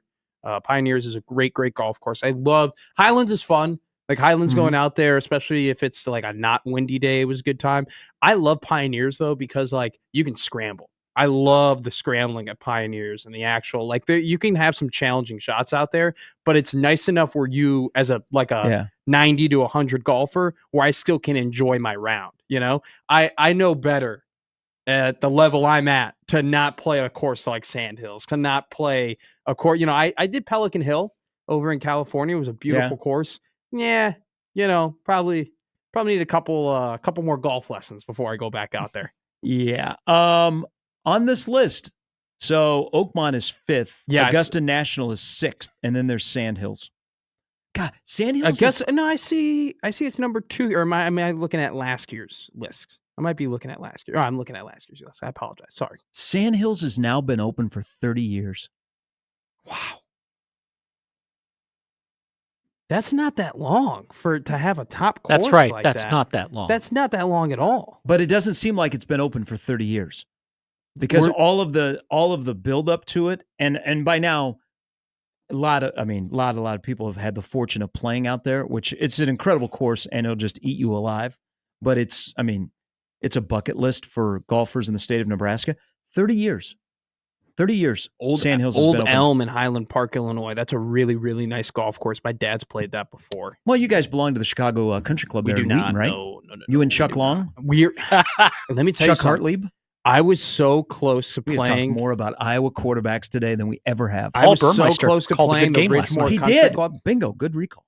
I was so close to playing the Ridgemore Country Club in Illinois. That's like where like the Blackhawks and the Bears, like that's where that country club, like they belong there. Like Taze and Kane, that's where they play. My dad's played Whistling Straits. That's one I want to play. I have played Whistling Straits. Probably I about quit golf after playing really? out there. God.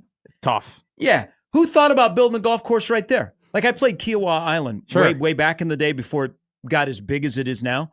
I'm like, who does this? Who builds a course right here? I said the same thing about the pre-Quarry Oaks. I'm like, who builds it right here? What is the river? I mean, come on. I want to get good enough to play Erin Hills, and I want to get good enough to play the Harbor in South Carolina, in Hilton Head. Yes. I want to play the Harbor. Brandon Vogel is around the corner from counterread.com. We'll get his thoughts on the last time we talked to him. There's been a lot of stuff. And what is ahead? He's got a thought or two on special teams on 1620 The Zone.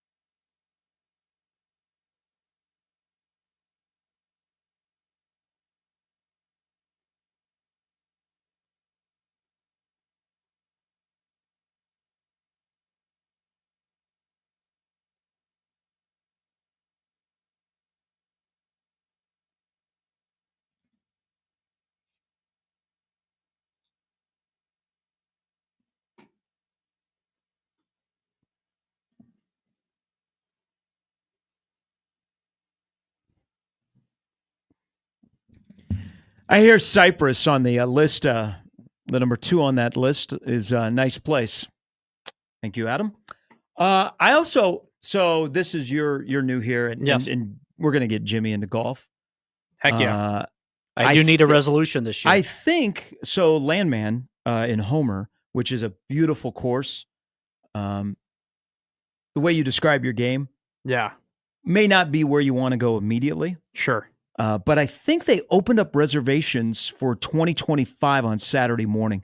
Like last year, it took them like 2 months to sell out the entire season. Really? Yeah, I think it was this past Saturday at 8 a.m. I wonder how full they are. I'll tell you. I'll give It's you. it's a great course. Yeah. The people that run it are fantastic. But you know it. You hear like it fills up. Like it sold out last year. But you'll hear from a friend like, "Hey, I hear that Landman has an opening." Like coming up on a Friday, can you make it to Homer? Yeah. I wonder how many slots they filled when they opened up the reservations for 2025. I need to reach out to those guys. Good people that run it. If my friend, so I golf with one friend. He's my golf buddy, Kevin, and we go a lot. And I think if Kevin were to describe my game, he'd say, you know, Matt is I'm reliable off the tee. Like I'm pretty good. Like I'm not gonna. I don't put myself in a bad spot off the tee. I swing real smooth. But when I get in 100 yards, man, it just I'm good at putting. Like I'm a pretty good putter. When we went to a charity golf outing actually in Scanning, Nebraska, had a great time. Awesome place. It was a really nice golf course out there. And I would say I would putt first. And I would say on the 8 out of the 18 holes that we were putting on, I was responsible for 14 of the holes in terms of the putts. I'm pretty good at putting, but man, I'm not a chipper. Like within 100, I really don't have that 100-yard club. And then if I don't get well off the tee, when I'm in that middle distance from anywhere from like 210 to about 180, flip a coin, man. I don't know where it's going. I couldn't tell you. I'm a lefty. My fade's been a little bit better, and a nice little hook, and I hook it a little bit nice. Game's gotten a lot better, but man, if it's like when I'm at 150, I'm in a comfort zone because I can take the 8 iron out, I can take the 7 iron out, I can plop it on there. But once we get in that chipping rate, it's over. You watched, you get a chance last night when the Nebraska basketball game was going on. Watch what was on ESPN, the TGL. No, I didn't. Tiger Woods, Rory McIlroy. I wonder what that was. I saw them advertising for it. So they didn't have Tiger and Rory playing on the first go around, which probably by design. The golfers looked like they had fun. It was entertaining. I don't know that I'm going to make it an appointment to watch it. Sure. It's the indoor golf. Yeah, league. Yeah, BS. So the guys playing looked like they were having fun. I wish the crowd would have been more into it. Yeah. Like more heckling. But I see what they're trying to do. So they're trying to draw a younger audience in. That is more so about building, because what golf has been missing since Tiger has taken his decline is a true character, is true personality building. You really don't, and they've done a better job like with the last couple of years. DeChambeau on YouTube trying to hit a hole-in-one over his house. But that's not the PGA doing that. That's not golf doing that. That's Bryson doing that. I think just as the game of golf, they need to do a better job of making these guys personable, making these guys not look like the country club kids that they were, in order to get to the point where they're at. So you're saying that, Happy Gilmore 2 will have more of an impact than the TGL on ESPN last night. I think that Netflix series was really, really good for the game, but they kind of good. It made Formula One in this country popular. Yeah. But are they doing another full swing? Yes. Okay, so that'll be good. But they just need to continue to golfers love it when the professionals start swearing and the professionals start getting mad. And the Radio's professionals like that too. start, throwing down their golf club. Just because it's like, oh, I guess Justin Thomas and I aren't all that different. You're very different. But in those moments, you get that unique connection between golfer and viewer. You don't have that enough. You don't have that nearly enough in golf as you do with other popular sports. So I think the sport out there, like football, is a standalone. Big time. Baseball's numbers are pretty good. Basketball has been consistent. Hockey has its niche. In the playoffs, man. But in terms of drawing the young fan in. Oh. Yeah, I think Yeah, football will always be there. Basketball is declining, man. There are less and less people my age who are really into the NBA. It's And because for a it's multi- 2-on-1. They don't go to the yeah, basket. It's also, you don't have to, with the NBA, you don't have to watch a full game. You can go online Sure. and TikTok and wherever, and you can get the highlights all you need. Like football, you could, but football is you want to watch the whole game. Basketball, one of the NBA's problems is so Trae Young hit a 50-footer last night to win the game. I didn't need to watch all of Utah and Atlanta. Sure. All I need to see was And he that didn't. shot, and I knew what happened in the game. Well, isn't that the problem with the NBA product, where the box score and the highlights tell too much of the story, which is part of the reason why their ratings are down? Just that if you look at the box score, okay, at most NBA games come down to, well, they made more free throws and 3-pointers than the other team, so they won. Well, and also most of the NBA games, because they say it out loud, hey, you know what? It'll come down to the last 3 or 4 minutes. So why do I Everyone need to makes a watch? run. Why do I need to watch the previous 44? Well, isn't that Unless it's my team. Isn't that the spectacle of boxing and MMA and a little bit like football, where it's a lot of sparring, it's a lot of little things that are going on, Except it's little Hagler small Hearns. details are occurring, and then also knockout, or Jeremiah Smith 65-yard touchdown, or man, Khabib got him in a chokehold, it's over, just like that, right? You don't have that in basketball. Basketball doesn't have that knockout. We also have quickness. Only the 90 Pistons. Like that's why, like volleyball, softball, there's always movement. There's always something going on. They fit into about a 2-hour TV window. Football is the only sport that goes 3+ hours, and we really don't complain. Yeah. Well, I mean, baseball has sped up their game to try and get it closer to fitting in a 2-hour window. people poo-poo it, but like soccer, part of the reason that soccer is incredibly popular, not only just in America, but around the world, is that they play a 90-minute game in less than 2 hours. 45, you got a 45-minute half, then a 15-minute intermission, then they're back out there. 45 minutes later, you're done. You're dusted. It's like when Maddox would pitch.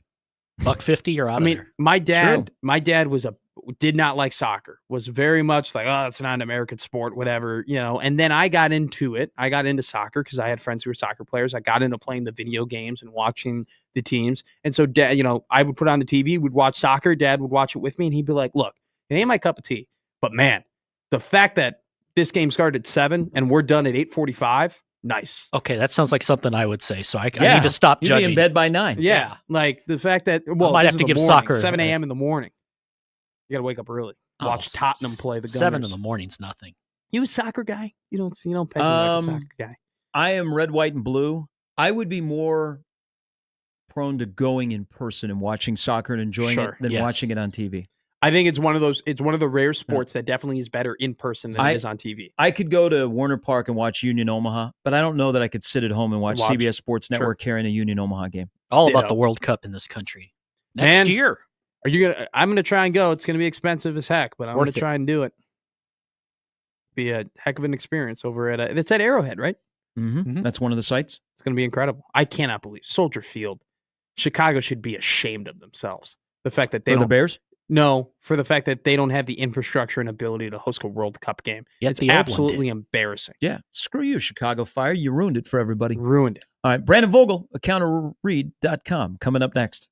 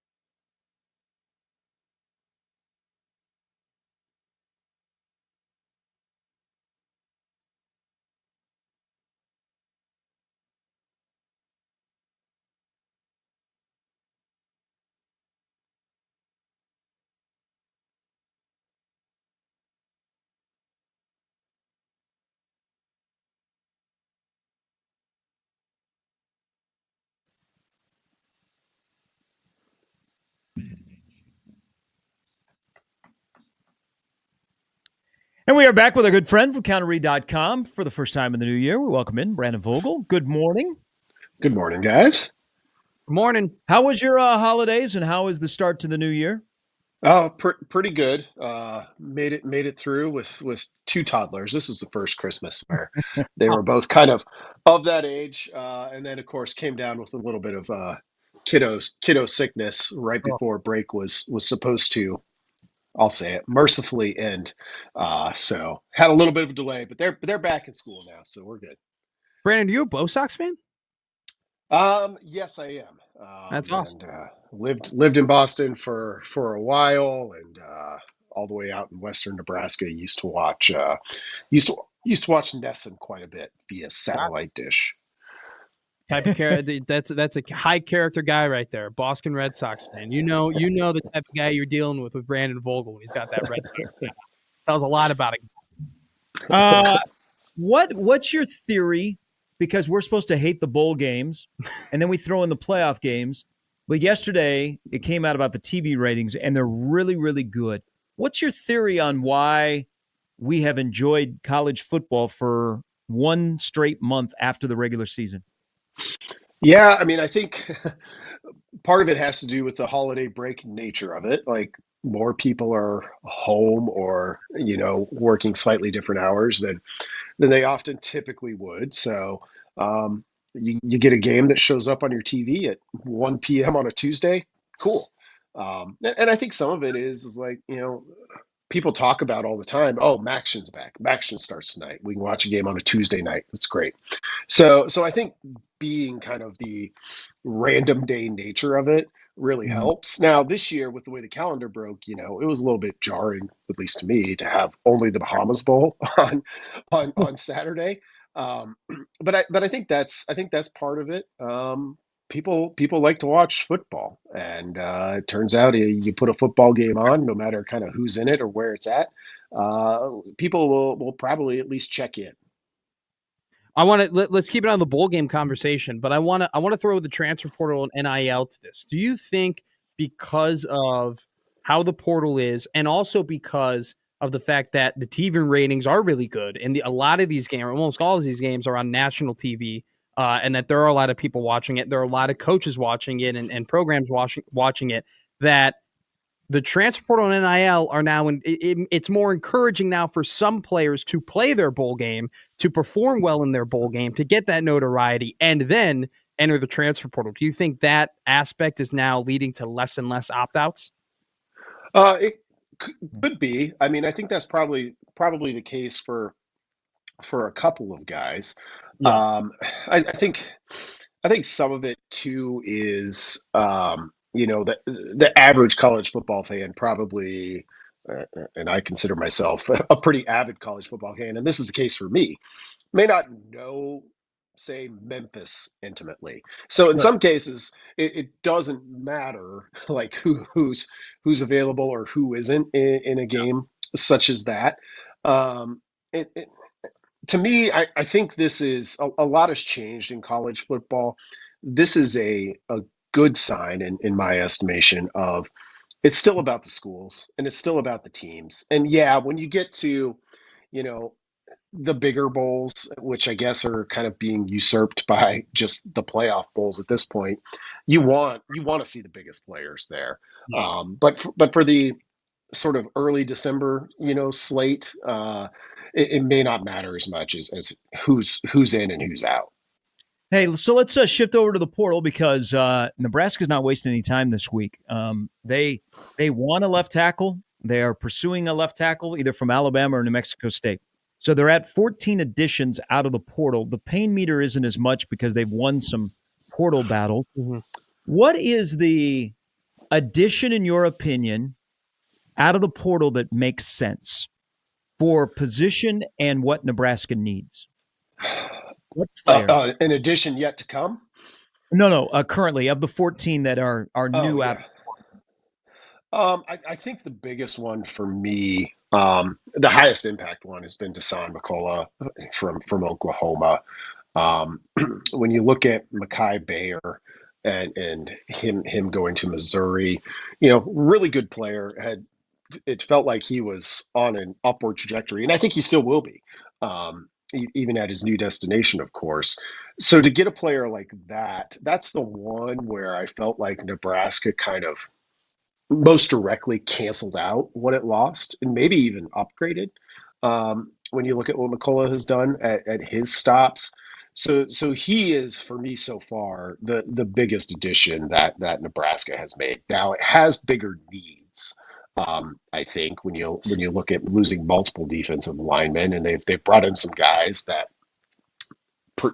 are more of a projection than a proven entity like McCullough is, and we'll see. They've got to hit somewhere here at tackle, either now or post spring, and it's only going to get harder to do that post spring when you've got a narrowed pool of players out there, and everybody knows exactly what they need. So far, the one I'm most excited about is that linebacker.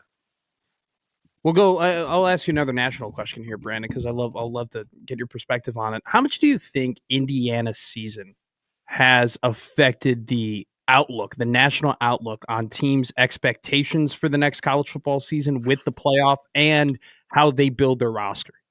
Yeah, I think it's going to have a pretty big impact, and this was more of a 2-year build, but I think you could also throw Arizona State into that Yeah. category as well. I mean, so you don't even need to leave the state, but look at Dave Odom going to Purdue, and Purdue's lost a ton of guys to the portal. It's trying to fill the roster back in, and actually, I think when you get beyond just the sheer number of players they lost, and they lost some good players too. I think they're doing okay there, but you know.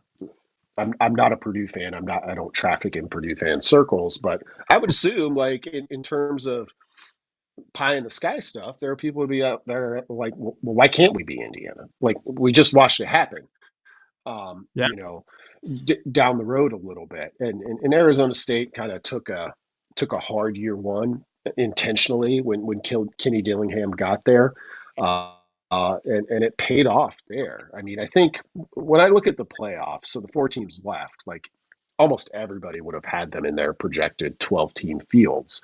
But when you look at Indiana and you look at Notre Dame bouncing back from the Northern Illinois loss, and the fact that Arizona State and Boise got in there, um, it kind of strikes me that things are, and college football has almost never been this way, but they're getting a little bit more random. And those 1 year, like, hey, you just put together a special season, maybe you win a bunch of close games, maybe you have great turnovers luck, are going to become more the norm. And what we don't know yet is how that kind of impacts, I think, fan expectation, Yeah. particularly in the case where they're bringing in a new coach. How does Nebraska figure out special teams? Because it's Ed Foley the last 2 years, but this is trending for Nebraska. Every coach says they want to do this with special teams. They want to hire a full-time guy. They want to be aggressive. But we're in about what would you, and you wrote about this pretty extensively. We're going back to 450 under Mike Riley. So we're about 10 years. How does Nebraska fix what is a decade of not being good in special teams across the board? Yeah, I mean, so I think there's a couple of facets to special teams. Like a lot of people will say it's kind of, the ultimate health check of your program because it's really detail and effort oriented. And I buy into that. And I think if have have good coaching there, that gets you to about average at worst. And Nebraska struggled to hit even that level of late. Going beyond that, I think often comes down to individuals because it is a small sample size part of the game. So, with how I chose to look at it in that newsletter you mentioned, like you can go back to 2017 as like the last time I think Nebraska had undeniably good special teams. Now the team wasn't good that year, but and you look at that and you've got a Drew Brown and he makes 85% of his field goals. You don't have to worry about it. You can go back to Demorty Pearson L era, which was good. It was just kind of a singular punt returner, kick returner. J.D. Spielman was that early in his career at Nebraska, and it's been one of those things where Nebraska hasn't quite had those guys as consistently, and I think that's like the quickest way to make a jump. And we'll see what they do with that special teams coach position. That'll help to kind of raise your floor. I think extending your ceiling comes down to do they have some of those guys? And yeah, a good way to know might be if in the spring we're not talking about, well, we're looking at a lot of guys at kick returner. It'd be great to just have one and be like, yep, that guy's dangerous. He's going to be back there as much as possible. I think next season, really is going to stand on the shoulders of the jump that Dylan Raiola takes in the offseason and what he can do. Brandon, what is the number one thing in your mind that you see that he's got to get better at if he's going to take that jump? I think he's got to let the offense work a little bit more for him. And I do think we saw signs of this in the 3 games under Holgerson. Well, I guess 4 games when you include the bowl game. He completed over 70% of his passes there. That's what, Nebraska's not running the air raid, but that's what it's designed to do, is like get you some easy throws. And I mean, all offenses are to a degree. And I think some of those throws were there for Raiola pre-November. He wasn't seeing them or taking them for whatever reason. And to be expected of a true freshman starter playing in the Big Ten at that point. But that becomes the area. It's nothing like big with him. It's be a little bit cleaner, be a little bit crisper, and just have that understanding, which is hard to have as a first year player of like, oh, well, I'll just take these 8 yards and that's good. And it keeps us moving. So I think that's the biggest area for me as we transition to 2025 for Nebraska quarterback. All right, transitioning, what can we expect at counterread.com now into the offseason? Yeah, going to dig a little bit more into, I told you guys previously, some portal stuff I've been working on in terms of what guys tend to work. Hoping to have that out tomorrow and jump into a bit more basketball. Obviously, a tough one. I'm sure you guys have discussed at length for Nebraska last night. But I think things are still at a pretty high level in terms of both basketball programs. So excited to get a little more into those waters as we go forward. Hey, great stuff. We appreciate it as always, my friend. Thanks, guys. Have a good one. Thank you, Brandon Vogel. Counterread.com is the place to go. Really good newsletter on special teams. All right, that'll do it. Good show on a Wednesday. Nebraska basketball is still about an 8 or a 9 seed. So the world didn't end. No. Even though it should when you lose to Iowa. But that's not how they write the rules. Hey, they'll get them back in Lincoln. All right, don't forget, Omaha, Kansas City tonight, Baxter Arena. Hope to see a lot of you there. 8:05 tip-off. If not, listen on 1290 Coil, or it is on CBS Sports Network. Big game. Both teams unbeaten in the Summit League. Should be a fun one at Baxter Arena. We'll talk about it tomorrow, and we'll talk about Notre Dame, Penn State, the first semifinal tomorrow night when we reconvene in 20 hours. For Jimmy, for Matt, I'm Gary.